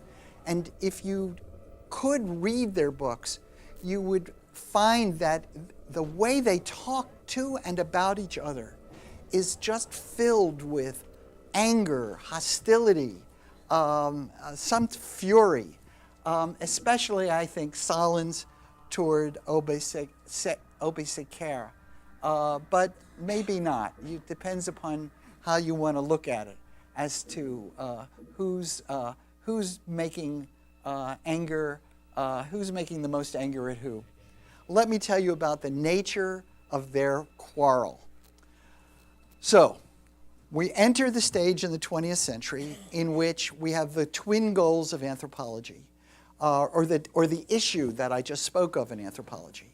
Is anthropology a tool of the powerful? And now we can substitute sociology, because it's important you all know that sociologists now do what anthropologists did, but we do it on people typically who are not exotic and far away, but we do it on people who are right here in our city, people who are in Chicago, people who are in your high school. We do it all over the place. And so here we have the heritage of anthropology in a way breathing down our necks. On the one hand, are we looking down on people? Are we rendering them other? Are we operating as tools of our ruling class, of the dominant forces? Or are we generating empathy and understanding, and thus a greater generosity toward people who are different from us? Which is it that anthropology is doing, and how does it do one as opposed to the other? So, the curtain opens up really many years ago when Sahlins was a much younger man. He wrote the classic book on Hawaii and on native Hawaiians. And the big issue is what happened when Captain Cook came to Hawaii. So Captain Cook, you all know that Captain Cook didn't need to open that door. Was one of the great British explorers, and among other places he went in the world and discovered was Hawaii, which were called the Sandwich Islands. And when he got to Hawaii, he was greeted with great excitement and warmth.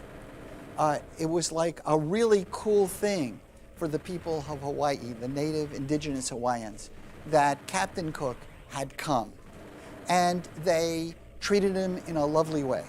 They took care of him and his crew, providing food and something to drink. They celebrated him with Hawaiian dancing, which we all know is and was evidently quite wonderful. And they also provided his crew with women, which struck the crew people as very odd. But of course, they didn't understand that sexuality had a different meaning among indigenous Hawaiians compared to the way it had among the British of the 18th century. And so the question is, why did they treat him this way, this wonderful way? And Marshall Solins, who is a student of religious systems around the world, among other things, as an anthropologist, Marshall Solins said it's because of the fact that Captain Cook appeared appropriately according to Hawaiian myth, M-Y-T-H. There is a myth among the Hawaiian people that a great god will occur. A white god will come to their islands, and this white god will have many things. He will appear on a specific date. Now, they don't use our calendar, but vis-a-vis the moon and the stars. And that is when Captain Cook, in fact, turned up. And so they decided, the Hawaiian people, that this was a god. And this white god was coming in just at the right moment. And that's why he was treated so well, treated royally, as we would say. Well, Captain Cook they had all a merry time, and they set off, leaving the Hawaiian Islands to continue their explorations of the seas. And they ran into trouble and a storm, and they had to return. Well, when they returned, it was not such a nice day in terms of the greeting from the Hawaiian people. And they were not greeted in a loving and charming way. And instead, in fact, Captain Cook was killed. And that's the end of Captain Cook. By the way, that's how he met his death. The question is, why did they kill him? Well, according to Marshall Solins, it's because this did not fit the myth. That is, there was no part of the myth about coming back. The dates, there were no dates for him to come back. The alignment did not match. And so therefore, he was, we would say, maybe a fraud. There's something wrong with this story. And this stranger must die. And this stranger did die. That is Marshall Solins' view of it. Wow. Now, a critical element of Marshall Solins' view of the world, and this is common in anthropology, is that primitive peoples are myth-driven. You and I and the people of the West are rational. Things are contingent. We're judging things on a constant basis to see whether they make sense, whether they fit in, whether we should eat this cow or milk this cow, whether we should cook it this way or that way. We are rational people, but non-modern people are driven by myths. They actually live by them. They are religious in a way that we typically are not. They are driven by myths. Well, that is Solins' view. Now, Solins constructs some of his notions of what was going on from the historic documents, which are few and far between.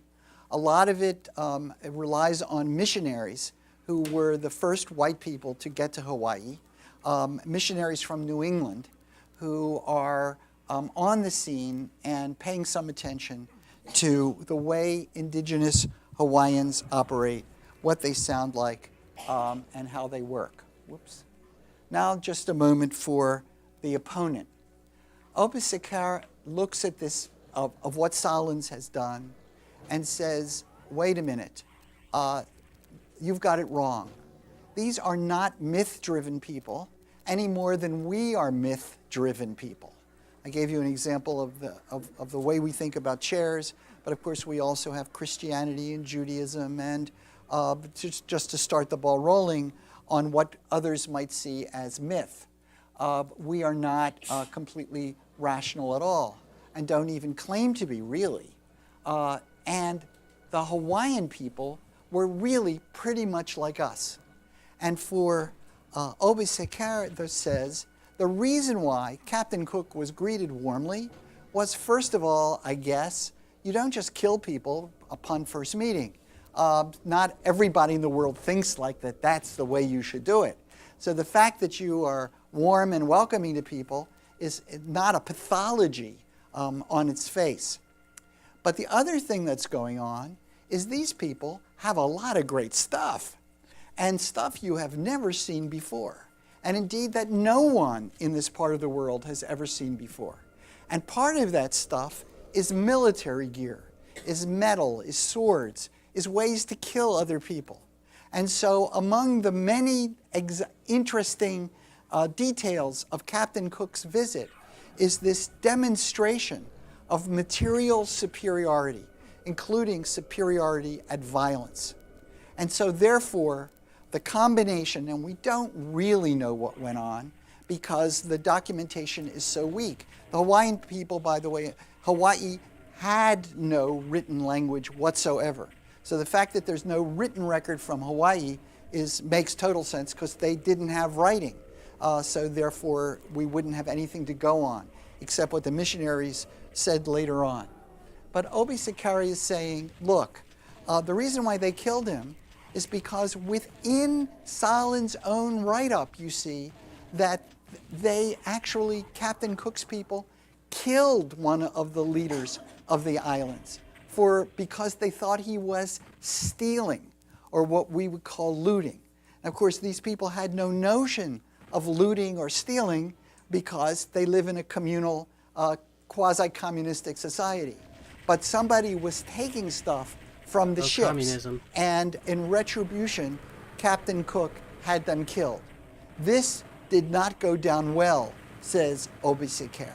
So when they come back, struggling because of the storm damage, as we would now call it, the tables have turned, as we would say. And so they put him to death. So what Obisekere is saying is, these are not myth-driven people, but rather they are people who are responding to context and circumstance. I bring this all to your attention because this sets the stage for many of the issues that will, I think, arise in our course, is to what extent are people who seem different from us profoundly different? Are they somewhat different? In what ways are they like us, and in what ways are they not like us? Is the difference deep? Is it deep in the way that Solins is saying that some peoples of the world are myth-driven and other peoples of the world escape that myth and are not myth-driven? Or is it like Obisekere says that, wait a minute, these people are, you Solins, you white man from Chicago, can only see them as myth-driven because that's the way you see people different from yourselves. And you see them as celebrating a white God because that's the way you think white people are when they're amidst those other people, that they look to them as though they are God. You are filled with your own myth, and that's the myth of Western European, white, upper middle class superiority. And that is what we see here.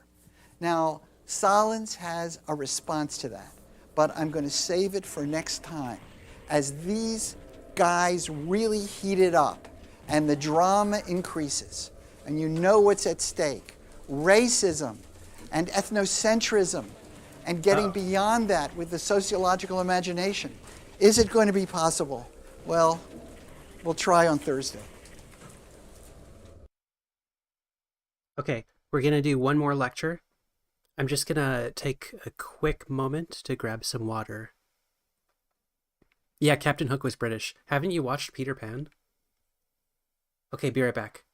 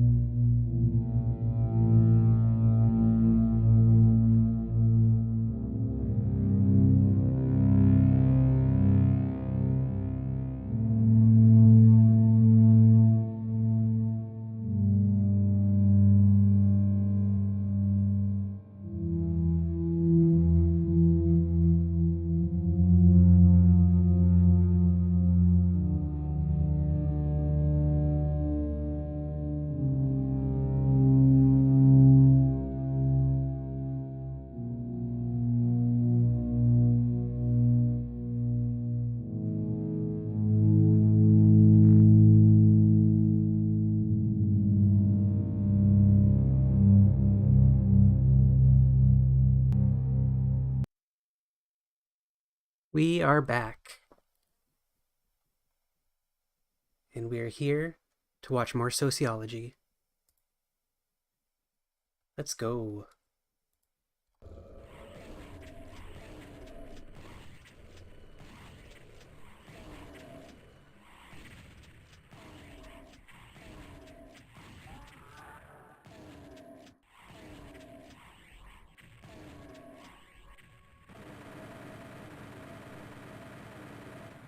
So what we do know is that there are multiple perspectives in the world dependent on these locations that different people have. And that has a kind of an inevitability to it, which I also keep emphasizing. The question is, what do you do with it? And sometimes what happens is that this having a different orientation to the world than others creates a basis for conflict, for example. And the great religions of the world have been at it virtually since the beginning of the great religions of the world. And across the earth, we find the same kinds of conflicts across race, but also within race, across ethnicities, but often within ethnicities. Horrible, terrible violence because people have multiple perspectives and really can't take on the fact that there are different ways of looking at the world and that theirs is just one of them. When one side has power and the other side has much less power, then we have the opportunity to exploit people, to create violence against them in systematic ways, at a minimum to patronize them, to erode their dignity, and in that way abuse them in some form or another. It also means if you don't have an understanding that there can be other ways of looking at the world, you can be an ineffective or less effective exploiter, perhaps, than you otherwise would be. Anyway, what I want to concentrate on for just a moment is this idea that when there are different perspectives, there's opportunities for wonderful diversity and for learning about new kinds of ways of singing, dancing, and thinking, perhaps, but also when it's connected to differences in power and authority, it becomes the basis of abuse and often violence. So the stakes here are very large. That's what I want to get across. That I'm not just taking you through some kind of abstract academic exercise. The stakes here are very large. Now, I want to begin an illustration of that by showing you something that will make the class today a little bit lighter than my solemn introduction. I want to show you a musical. I want to show you a piece of a musical, because there are other things we have to do today as well. This is a hit Broadway show that ran for years on Broadway. The songs are, some of them at least, are, I think, known to most of you in the room. It's The King and I.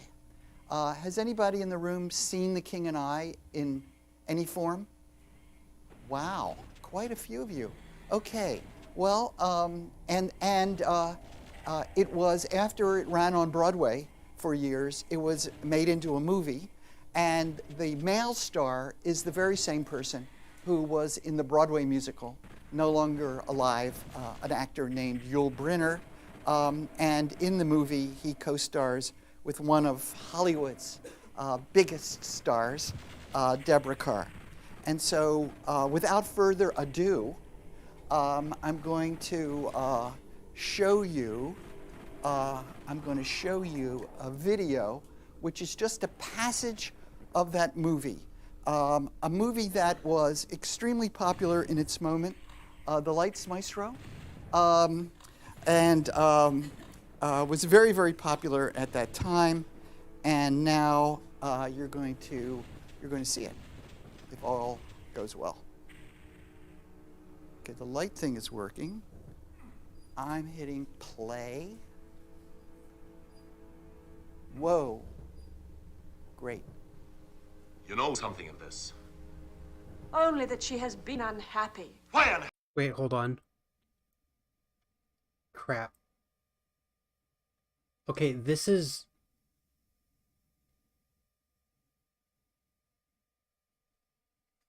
content is excluded from our Creative Commons license.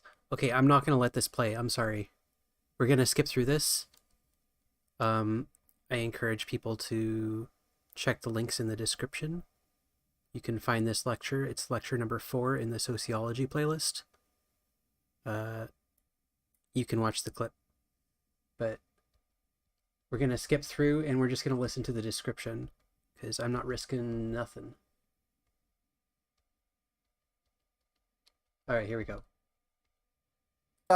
Those of you who don't know the show will be interested in the fact that in the end, of course she's right. And I hope you noticed her facial gestures of putting up with him. He is the king, of course. He's the king of Siam, now Thailand. And he is the cat's meow. She is the teacher who is brought in to teach his children. And she is his servant. And she puts up with his crazy ideas. But you see from the body language that she has is that there is no doubt in her mind that this is a kind of primitive person. Good-looking chest, probably, but someone who really needs to be taught a whole lot about the world. And she then instructs him about how it in fact works. Across the crowded room, one person, a beautiful person, who radiates the fact that this is the one for you and you are the one for him. And again, in the end, he learns all that from her, and she becomes his and he becomes hers. And I guess she's the Queen of Siam, but with an English accent. This show and movie, there wasn't the slightest controversy about any of it. It was not considered patronizing or one of many multiple realities. You see that those two realities were in confrontation with one another. Notions of the role of gender and what men do, what women do, and how it all should work. And they were arguing about it. But the way the film is made, there is no doubt about which mechanism, which method is superior. And it's the idea of romantic love and the fact that the British, the West, have the clearest notion of it. And it's perfectly plausible for the hired hand, the teacher, to be instructing the king on the proper attitude toward gender. Now, some of you may have been sympathetic to one or the other, and we're going to open up those kinds of ideas for discussion. Some of you may indeed agree with the King of Siam, and some of you may not. I want to show you another picture and get your judgment on it. Now, how many of you have seen this image before or something very much like it? Oh, a large number of people. Okay, and show me your hand if you've not seen it. Okay, well, still we have an even larger number of people, which is much better for my purposes than the people who have seen it. So the people who have seen it, why don't you don't vote, okay? But we're going to have a little vote, and in terms of how we see the world. Okay, so those of you who've been through this exercise and know all about it, please engage in some fantasy that will keep you busy for a moment or two. For the rest of the folks, I'm going to ask you to say what you see. So I need a volunteer. Anybody who has not seen this before, what do you see? Or everybody at once. What do you see, class? Yeah, class. I heard a lot of duck. Does anybody see anything else? I got bunny. Okay, now all the people who see bunny, all together, I want you to say what you see. What do you see, class? Bunny. Okay, what do you, now, okay, I just want to hear from the duck people. What do you see, class? Okay, duck does outnumber bunny. I've taught this course numbers of times. It's not always this way. There's a lot of duckism here today. There's a lot of duck seeing here today. Ducking. This, I would say, is predominantly a duck class. If it was a democracy, we would have a vote. We would call it a duck republic. If it was religion, and we believed that there was only one way to see the world, one God, it would be the God of duck. And if we were violent, we would kill all the bunny people as infidels. Something which often does happen to bunnies, one way or the other. It does happen to ducks as well. Okay, now what I want everybody to see, I want the duck people, I'm going to speak to you. I want the duck people to see a bunny. Okay, duck people, work with me on this, okay? What you need to do is see those things that you think are the bill of the duck, see it as a bunny's ears. Can you do that for me? Can you do it, Chad? Okay, are there any right now duck people who cannot see a bunny? You have to admit to it. I know it's going to be hard. I'll help you along if there are, because you're not admitting to it. There's an eye, and then on my left side, You can see a little indentation. That's the mouth of the bunny. Do you see that? Okay, and then I was just speaking to the duck people, and you bunny people, I've already given it away. Look at those two things there as the bill of the duck, and in that way you can see a duck. So the point is that this is both a duck and a bunny, and I hope now that all of you can see how that's a good answer. It's a triangle and it's a sail. It is both. It's a duck and it's a bunny. And you won't turn on each other in rage, fury, or patronizing attitude because the other people here can't see it as in the way you see it. One of the interesting things is that try to see it at once as both a duck and a bunny. Put your mind into that right now. See it simultaneously as a duck and a bunny. If you can, you're a better observer than me, because I can't do it. I see it at any given instant, either as a duck or as a bunny. And to hold them both in my consciousness, in my visual consciousness at once, I find difficult. Indeed, I find it impossible. Now, even if you manage, just the great difficulty in doing it, and I don't think you managed, but just the great difficulty of doing it starts signaling this larger point that I use this duck bunny thing to try to indicate. That first of all, if I tip you off with one little indicator and tell you that this is the bunny's ears, then I've got the duck people being able to see that it's in fact a bunny. One particular is able to transform the scene. So that kind of context, we'll call it, a context of introductory sociology class, helps that transformation to occur. And you readily did it because, after all, who cares? I didn't ask you to choose between Buddhism and Judaism. Who cares? Or between the United States and Malaysia. Who cares? So, or New York and California. Who cares? So you were able to do that because nobody cares. But it is hard to see them as the same thing at once. It's only the intellectual understanding that it's both that allows us, that we have, and allows both perspectives to, in effect, coexist. And that is important, I think, for transferring to other issues which people do care a great deal about. And it helps explain why we don't all get along across the world and all the time. So this one I, of course, enjoy. And from the standpoint of a penguin in Antarctica, this is the way the Earth looks. This is the kind of Earth that makes sense.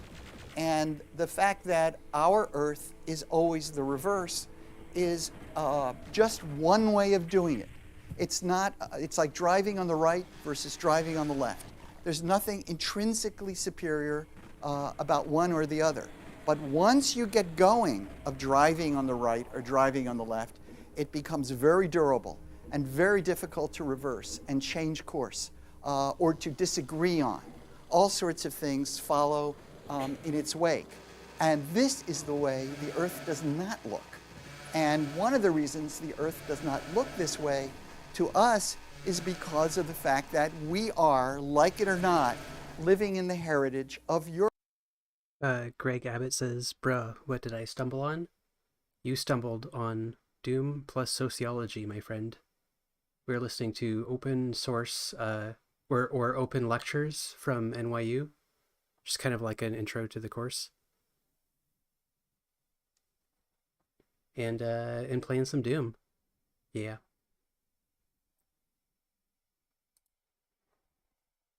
Europe, which is in the northern hemisphere, and got to explore the world, map the world, and decide how it's all going to look and what's going to be where. And this is somebody who was playing with that same idea. This is as absolute plausible an Earth as the alternative one, the one that we are very used to. This one, of course, does correspond to an American way of looking at the Earth, in that, once again, the United States is central to the image, whereas, of course, there is no centrality on a globe. That one bit and piece is as central as any other, or at least at the same latitude. One bit is as central as any part, as any other. So, which way to look at it? These are examples where it doesn't matter, but in starting out with The King and I started out with something that does matter. And since that movie was made, feminism has risen and made very problematic some of the ideas in that you saw. And besides feminism having raised up, so have notions about ethnocentrism and who can call who what, and what are the relationships between, say, a British woman and the King of Siam, the people of Thailand, and the capacity to be that pontificating, that patronizing, or that dominating is one that has been made much more problematic, and in all sorts of interesting ways, I think. Women's rights and gender equality, and what I'm now going to give you another image to think about, what we call, here I'm going to give you the word first before I give you the human being, the problem of Orientalism. And this word, Orientalism, was coined really for intellectual purposes, was coined by a professor who also taught at Columbia. His name is at the top. He's no longer alive. Edward Said is the way we pronounce it, Said.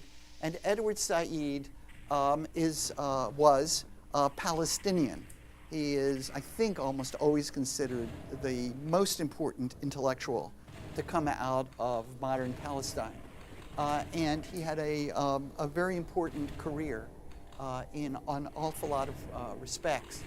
And one of them was this very important book called Orientalism. And what does he mean by Orientalism? Well, he means what you saw in the Deborah Kerr-Yul Brynner movie, that the East, Siam in this case, stands for what you saw. It's not a country with dignity. It's an exotic kind of place. It has costumes, the sort of that you saw. It has it has decorations of the sort that are depicted in the cover of one of the editions of his book. It has naked people who entertain for each other. That's the interest in it.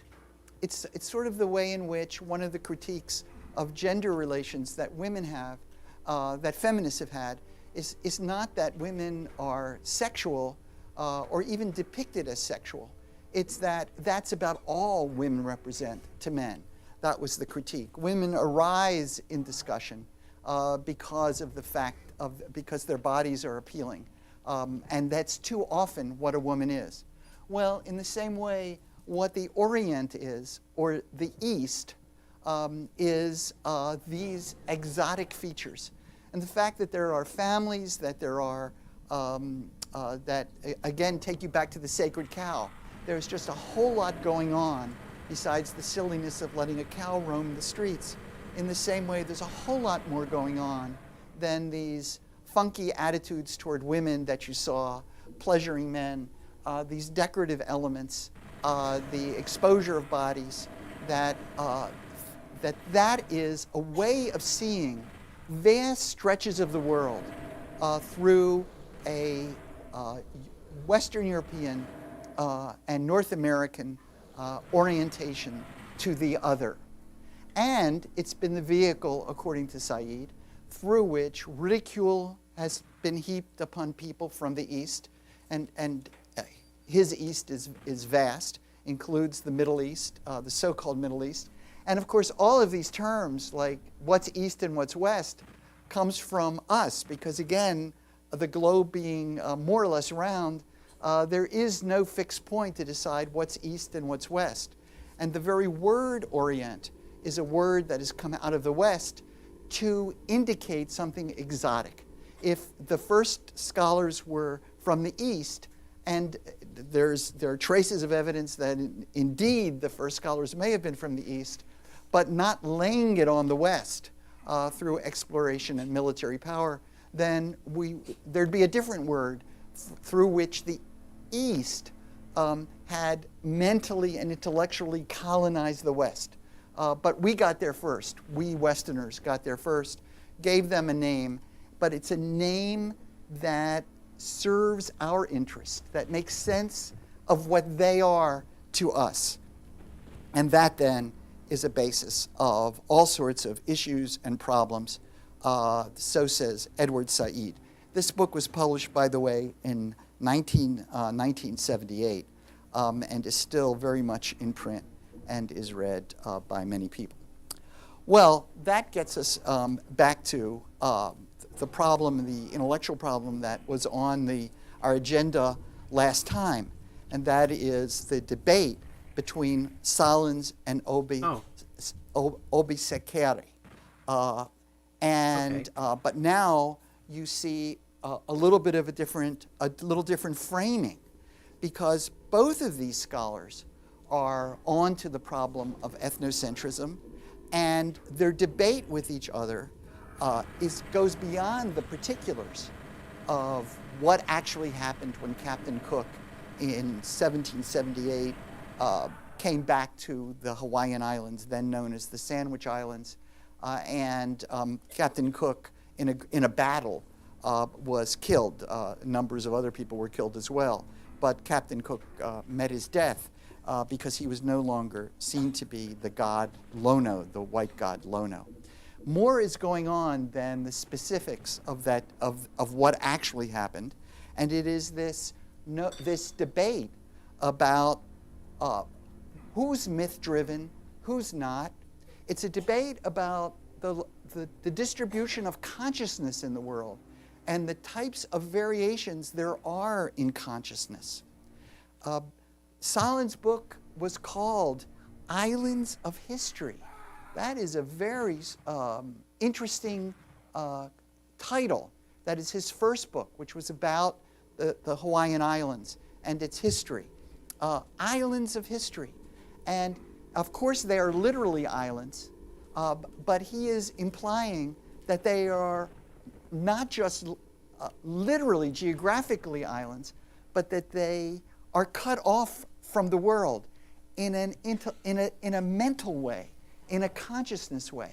So it's sort of the way in which the Galapagos, having been cut off from the mainland of South America, then develops a different ecology. And it's so interesting to go there because it was cut off. Or Easter Island, the same thing. So it is that here we have in Hawaii an island of history, a way of being that is in some radical way untouched and is very different, at least, than our way of thinking.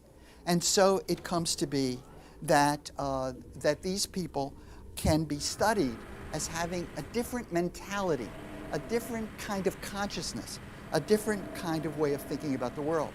And of course, what Salins is saying is that, yes, they do. And the key element is that they live through myth, M-Y-T-H. I think I can stop spelling it for you eventually. They live through myth, and that is the way they figure out what to do. And some versions of the way we look at primitive peoples, so-called primitive peoples, is that's how they decide when to get up in the morning, what to wear, always pleasing the gods, always worrying about the gods, always following in tradition in some kind of mindless almost way, putting it together. And therefore, of course, when Captain Cook sailed in under the right mythological conditions, they could reasonably, I use the word reasonably, mythologically take him to be a god, because that's the way those people are. That's the way they are wired. Now, Obisekere obviously disagrees with that. but they're having a debate about who is ethnocentric and who is not. Because they're both on board with not being ethnocentric. We are And lost. that's how they get into some really tight little quarrels about how this is going on.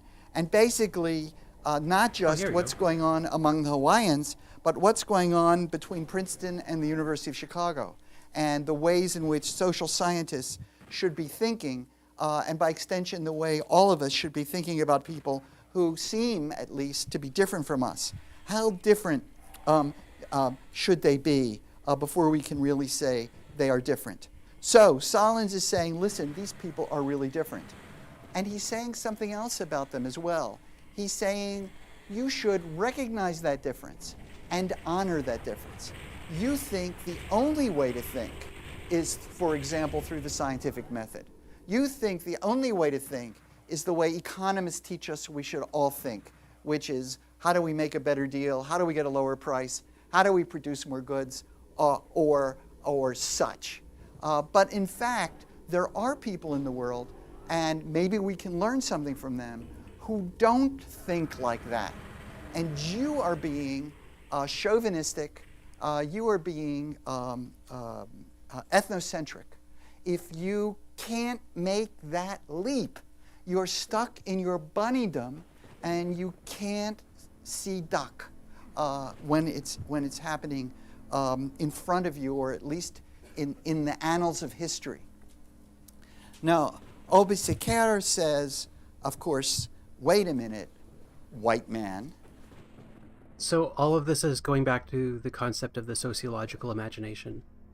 And this is just the ability to imagine other societies, like just a general sense of curiosity about why things work the way they do, and not supposing that they just are the way they are because they are the way they are. That's kind of what this all goes back to. You are a pig. He doesn't say that, of course. I'm dramatizing for the sake of the action movie that will be made out of this lecture. Obisekere says, you're a white man, and so of course, like all white people, you think that people of color think white people are gods. You're always able to see that, and eager, in fact, to see that, because when the white man cometh, that is just so cool, and so that's what happens. But I am a person of color. I'm Sri Lankan, so I don't see the world that way. I'm, we might say, a more marginal person than you. I'm Sri Lankan, but I went to a school in Britain, I believe. I think he went to Cambridge or Oxford, or maybe it was the LSE. I don't know where he went, but he became a professor and spent a lot of years of his life at Princeton. And so I can see, I've got a foot in both camps, as it were, and that helps me to see things differently. And what I see is reasonable people, when I look at the Hawaiian people, acting in a reasonable way, the same way that we do, we Princetonians, we North Americans do. We have all sorts of romantic notions, we have religions, we have superstitions, we have fetishes, like the chair that you're sitting in, for just one small example, the clothes that we're all wearing, the fact that we wear these clothes in the heat of a New York summer rather than a little loincloth, which makes so much more sense, like the Hawaiians did. The missionaries, you know, one of the first things they did was dress them for life in Hawaii, of all things. And it's taken generations for white people in Hawaii to realize they can take off some of those clothes, at least some of them. So anyway, there's a kind of, Obisekere is saying is that you think that these people are intrinsically different, and you are engaging in, and this is a word that is often used, you are engaged in, you think there is something essentially different about the way their minds work and the way they relate to one another. And the word we use when we want to attack people who we think are thinking like that is we say they are essentialist. And this has become now a curse word. And we use it to curse out a scholar with whom we disagree. And we say, you are essentialist. That is, you are saying that people are essentially different from one another. You are saying that women are essentially different than men, or that white people are essentially different from people of color. And Obi Sakari is saying to Salins, you are an essentialist. You are. So we could take from this that essentialism is kind of like the opposite conclusion of sociological thinking, of applying a sociological imagination, of saying, oh, well, what is causing the world to be this way? What is causing these interactions between people to be this way? And the opposite of that viewpoint is simply, well, it just is. Things just are that way. People just are that way. And that's essentialism. And it's a very backwards way of thinking because it's presupposing that you're correct about the thing without actually justifying it. Are saying that these people of color are different from other people because they are myth-driven. And Obi Sakari is saying, and I told you last time, look, they're being very reasonable. Although these people come, the first time around, they've got all the power, they've got all the goodies, they got all the stuff, and we think they might be nice, and so we treat them well. What's the mystery in that? Then we see what they really do, which is they are harmful, even going so far as to killing one of our people for this weird thing they call stealing. And now, of course, we know that they are not cool people at all. And so we make battle on them now that they come back and they're in a weakened state. What don't you get about that? Obi Sakari is saying in effect to Salins. Why do you have to invent this different mode of consciousness? Okay, I feel like it would be fun to do some Doom map design because just opening that shortcut felt really good, and now I want to try and make some kind of Dark Souls style Metroidvania level in the Doom engine. It's nothing to do with anything. In order for this to make sense to you, didn't I point out that this bunny has ears? How come you don't get it? So Obi Sakari is saying you don't get it because you're white and you're relying on white reports, that is from sailors who were the only surviving people who could write, who were there, the only witnesses, and then later on from missionaries. Okay, let's go back to Salins, our heroic professor from the University of Chicago, who says, wait a minute, it's you who don't respect difference. It's not me. And one of the things you don't respect, one of the differences you don't expect, is differences among colored people themselves. And so you're playing this race card because you're Sri Lankan. Do you know how far Sri Lanka is from Hawaii? Do you know how different their histories are? Do you know how different their economies are? They are completely different. And your way of thinking about how I think and how a white anthropologist thinks is implying that all the people of color of the world, which is the majority of people of the world, over this vast swath of the world, think in something like the same way. And you are therefore able not just to play the race card, but that you specifically understand more about Hawaii than I do. But you have no right to do that. And in fact, to group together all the peoples of the world as having a similar orientation to the world is, we would say, informally racist, but we would say, if we were following contemporary intellectual discourse, is essentialist in a big way. And you, Obi Seker, who comes from, by the way, a bourgeois family, a privileged family, have had every privilege in the world and are now at Princeton University, you should talk, as my grandmother would say. You should talk. You are Sri Lankan. You are not Hawaiian. Well, okay. Now there's a good argument, and I try to be kind to both. I'm wondering, why don't we take another little survey? I want to know. It's sort of like duck bunny business. I want to know who is more sympathetic to Solons, the anthropologist from the University of Chicago. Now remember, he's not describing his viewpoints on these topics. He's summarizing the viewpoints of these different scholars that he's talking about and their disagreements with each other. Just to clarify. Chicago, and who is more sympathetic to Obi Seker, in the anthropologist from Princeton.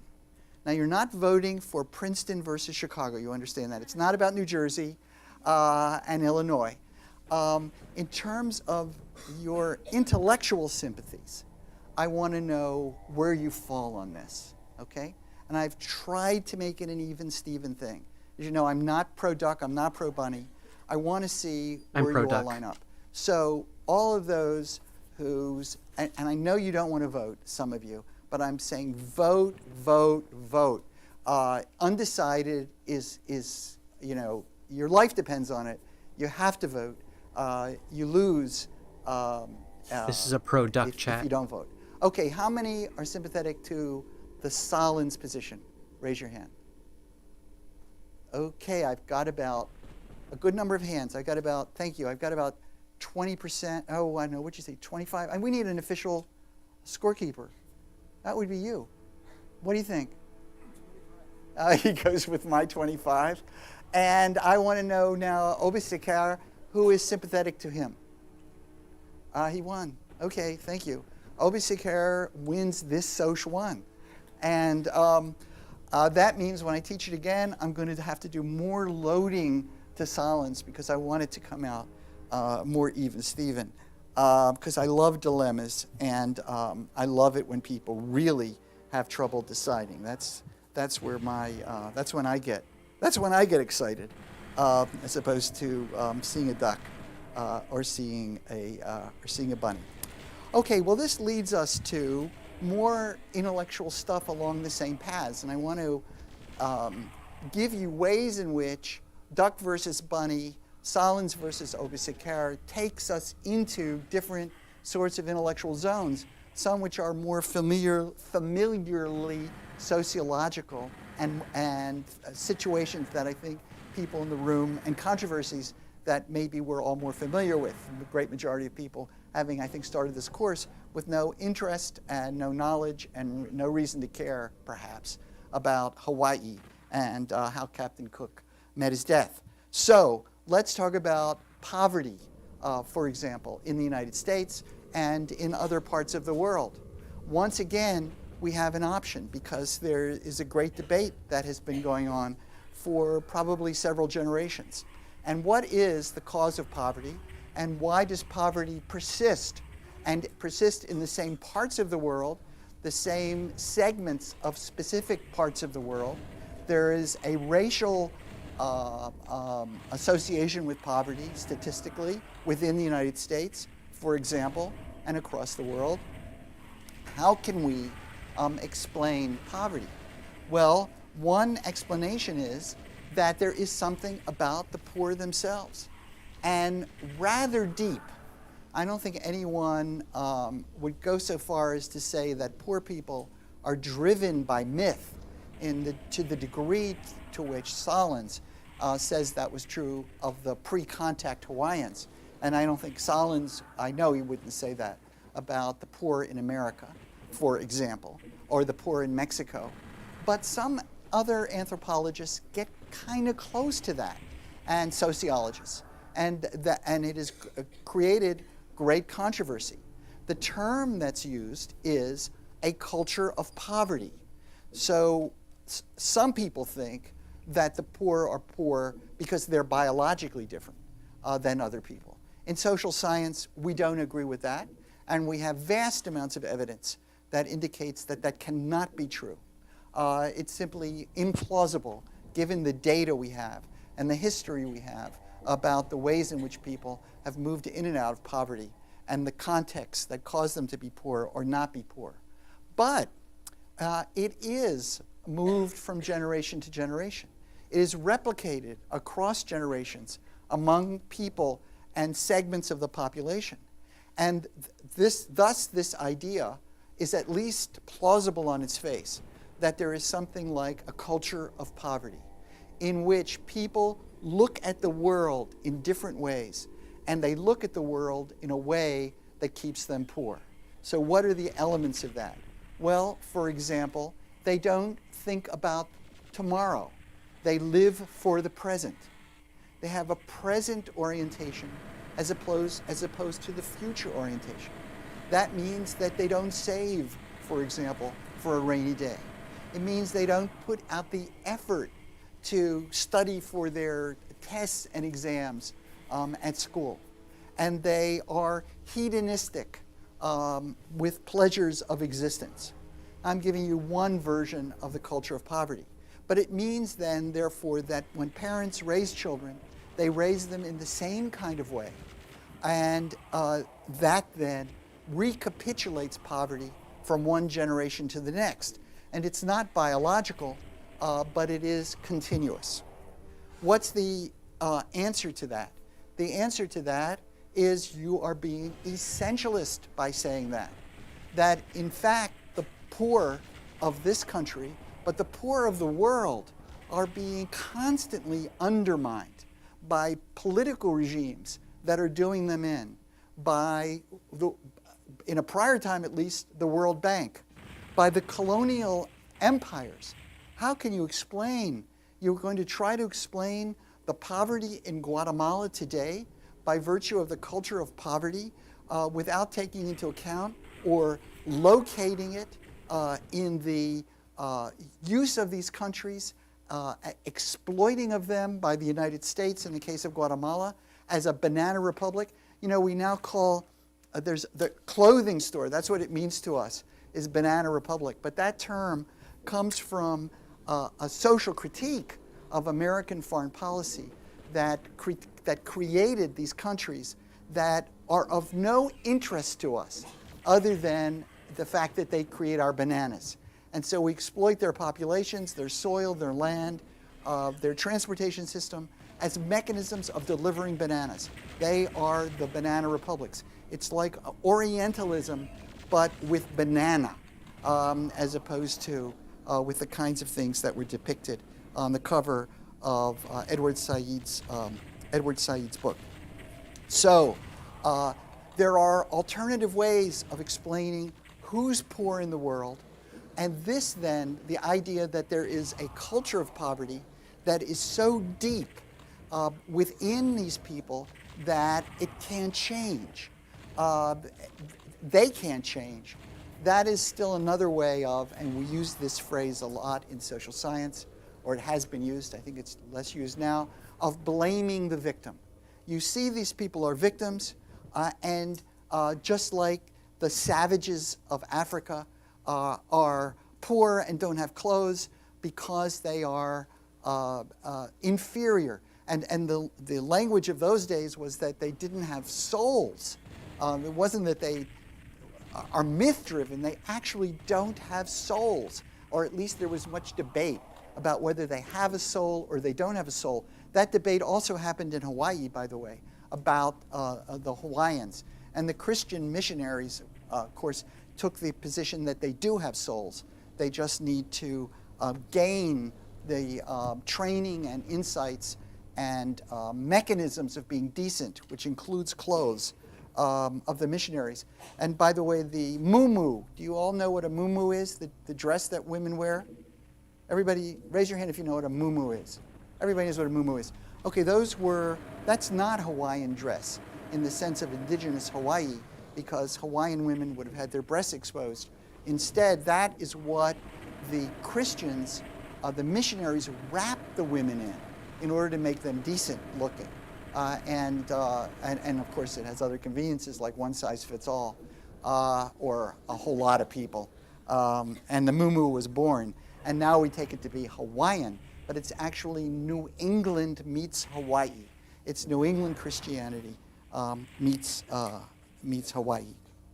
Well, have I given you then the two perspectives when we apply these ideas of essentialism and the question of who's ethnocentric and in what way to a problem like poverty? It starts having major consequences on where you put resources, who you admit to schools, the kind of training that you put them through.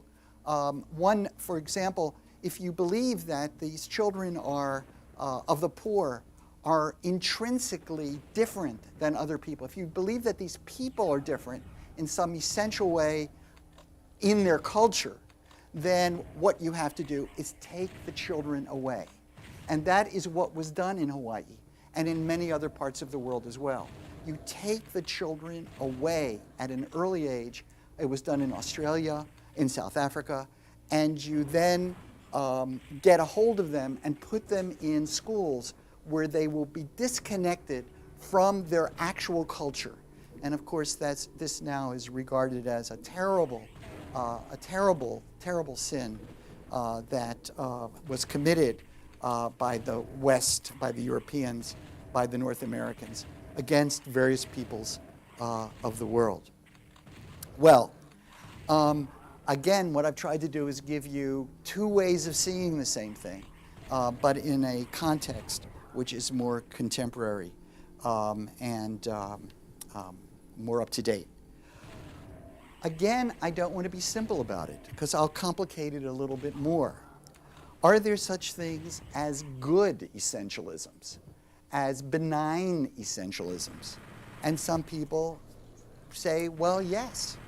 And they've had to say yes because the very people who have worried about the essentialist arguments are now being attacked, just like the Obisekere and Sahlins debate, for being essentialists themselves. And this is the way that plays out. One of the issues in feminism is to say that you are being essentialist about women historically. Women can be doctors, they can be professors, they can race motorcycles, they can wrestle, they can do all kinds of things. And it is essentialist for you to say that women are not able to do those things. You can take the same thing to race, to Latinos, from people from Guatemala, African Americans. You have this array of things you think they can't do. Well, you are wrong, they can do. Well, then what about the things that are thought to be good, that we love and like and admire about these people? So in the gender discussions, feminists, sometimes at least, invoke the fact that if we had women in power, we wouldn't have war, or we would have at least less of it, because women are more empathetic with other human beings. Women are not good. The duck women are going to be less likely to kill off the bunny women because women are gentler. And people have tried to argue why that might be. Well, it might be because they bear children. It might even be because of a physiological hormonal difference. But how can you have it both ways? That women are more other-regarding, more empathetic, more peaceful, more gentle, more constructive, better listeners. All of these things are said about women. Well, they're often said as though this is pretty deep a difference between men and women. Well, if that's the case, then women are different than men, and we have to confront that fact. And then what about other things, like the fact that people from Latin America are warmer than Swedes? Let's talk about them. There's something I'll use the word intrinsically cold about Swedes, besides their climate. And it's different. I see it on the New York subways. You can spot ethnicity by how close people stand to each other, whether they touch, whether they smile broadly. What does it take to get a rise out of a Swede? And the answer is, it takes more than out of, say, a Brazilian. Well, if you are pro-warm and pro-Brazilian, then you got to confront the fact that there is a difference. And it's a fairly deep difference, at least about culture that's gotten into people. Black people are more soulful. It's through being soulful that they have been able to deliver us the blues, that they've been able to deliver jazz, that they've been able to really alter world culture in these ways that we all admire and think are wonderful things. Well, then what about the negative essentialisms? Can it be both, and how do we do it? So we come to another big debate, and one which I leave you worried about, which is my only goal in all these classes. Germans are authoritarian.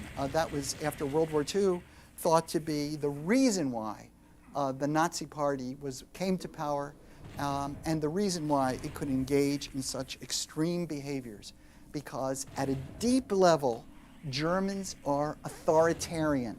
Everything is black or white with those people. You're a duck, you're a bunny, no such thing as duck bunny, and if you're on the wrong side of that line, you will die. And they made good on that idea, didn't they? They made good on that very idea. Well, let's move it to another set of applications.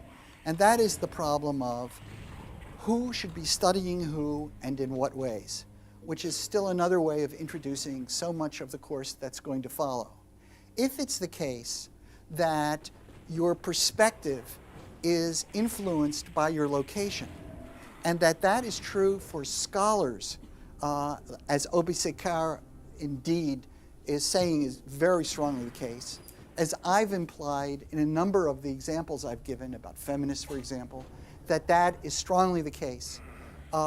If it's true that there are different ways of seeing the world, duck ways and bunny ways, and that we don't come to these ways randomly, but rather we come to them through our own socialization process, our own locations in society and culture, then it means that there will be a systematic impact on what a scholar will learn, a sociologist, for example, about the world, depending upon who they are in that world. Who they are not in the sense of their name, but who they are in terms of where they're coming from. And we use the phrase, I've used it here before, I think, is multiple realities. There are multiple realities. In an extreme form of language, there are as many realities as there are people observing reality, because each of us is, at least in a trivial, small way, different from each other of us. But we also assemble in groups. And sociologists are constantly finding that, for example, white people see the world differently. White people in the United States, we can see differences in the way they see the world compared to the way African Americans see the world. They have a different attitude toward police, toward criminal justice. They vote differently. They have different orientations toward politics. There are quite a few differences. Jews and Christians, we have systematically laid out some differences in the way they see the world and the way they act in the world. Well, if your station in life determines how you see, then it matters very much who's doing the seeing professionally. Because what social scientists are people who are professionally saying, wait a minute, this is a case of duck. Wait a minute, this is a case of bunny. This is a case of a culture of poverty. No, this is a case of the exploitation, the historic exploitation of people who have been victimized in their lives and over generations, who can study who. And this then has become the basis of much discussion and debate across the social sciences, and maybe especially in sociology. So, for example, can a white person study a black person? And here in this course, you're reading the book by Mitchell Denier. Mitchell Denier is a white person, a white man, who is studying people who are not white. Can men study women? For many years, when scholarship in all countries, including the United States, was overwhelmingly conducted by men, women were largely invisible. When we used to do social psychological experiments or publish materials about the voting behavior of Americans, they would often leave women out altogether, not even put them in the sample. That's how irrelevant women were. And of course, in the medical world, by not taking women seriously, it means that diseases that women are more prone to, and again, you've got to acknowledge the difference between men and women in order to focus on the fact that you have not been focused on women's bodies as opposed to men's bodies. The history of medicine was biased heavily toward curing the diseases of men, and to some degree pathologizing the normal behavior of women. And by, for example, invoking the idea that a woman who is anxious is hysterical. And the word hysteria was a medical diagnosis of a woman who is upset, as opposed to men for whom the very idea of hysteria is not even relevant. It's not a disease, a mental disease, for which they are eligible. So we have this constant interplay of the possibilities of being essentialist about different kinds of people or honoring those differences, and there are consequences. And if scholarship is in the hands of men, then it is going to be biased in terms of gender, and we're going to learn different things and not see the world the same way. We have all the keys. And then you can move. What are we missing? What women's studies has done is it's moved us through almost all the disciplines, shining new lights on everything that's happened, not just on what women have done in history.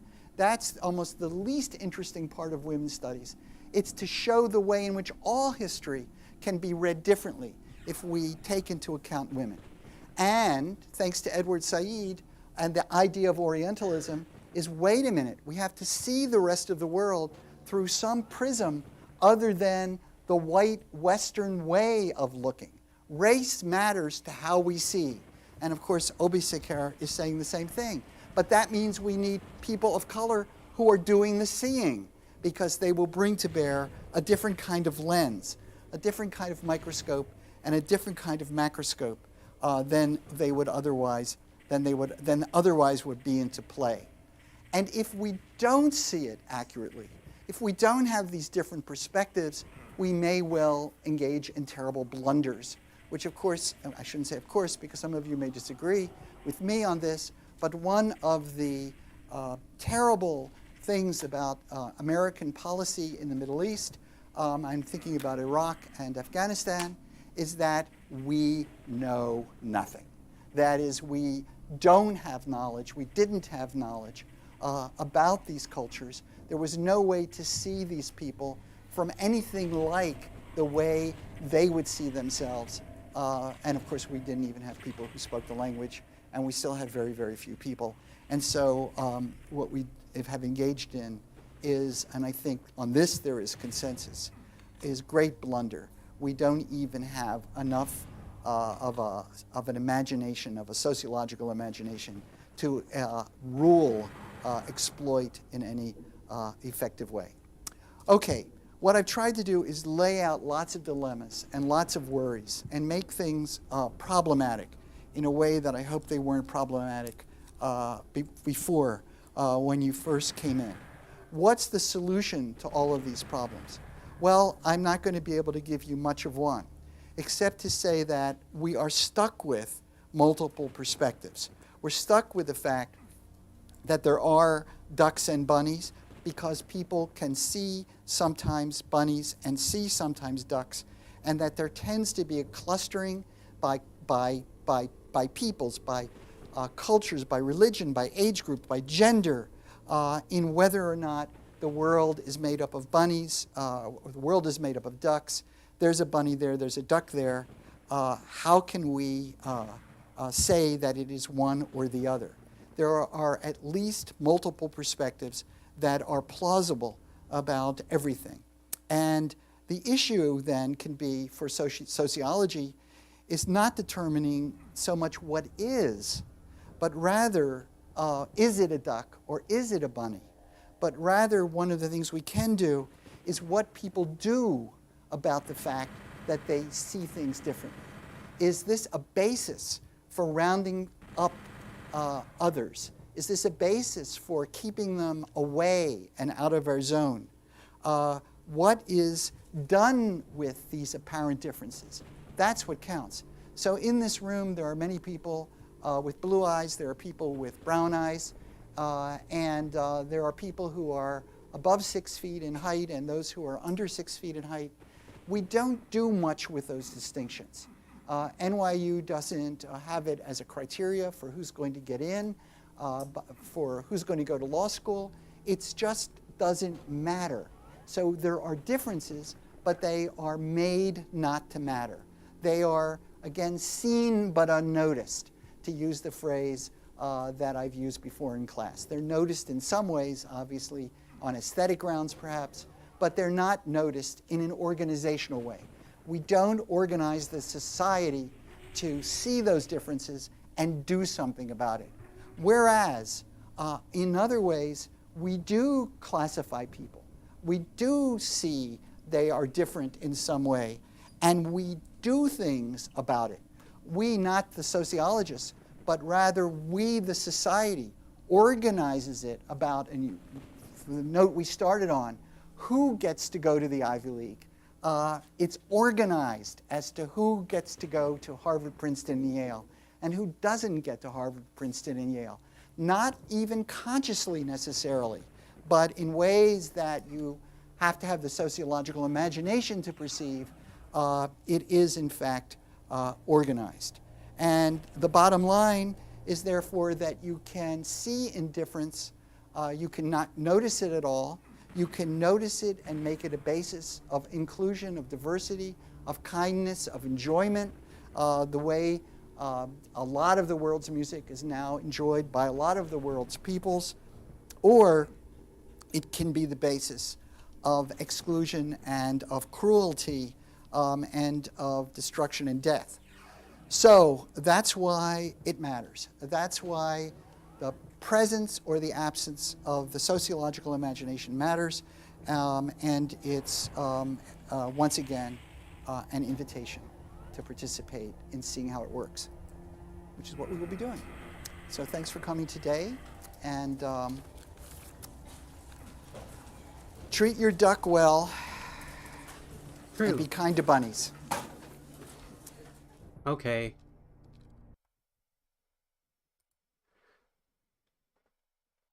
All right, chat. That's it. I think that was quite the stream. We're gonna wrap it up there. Have a good one, everyone.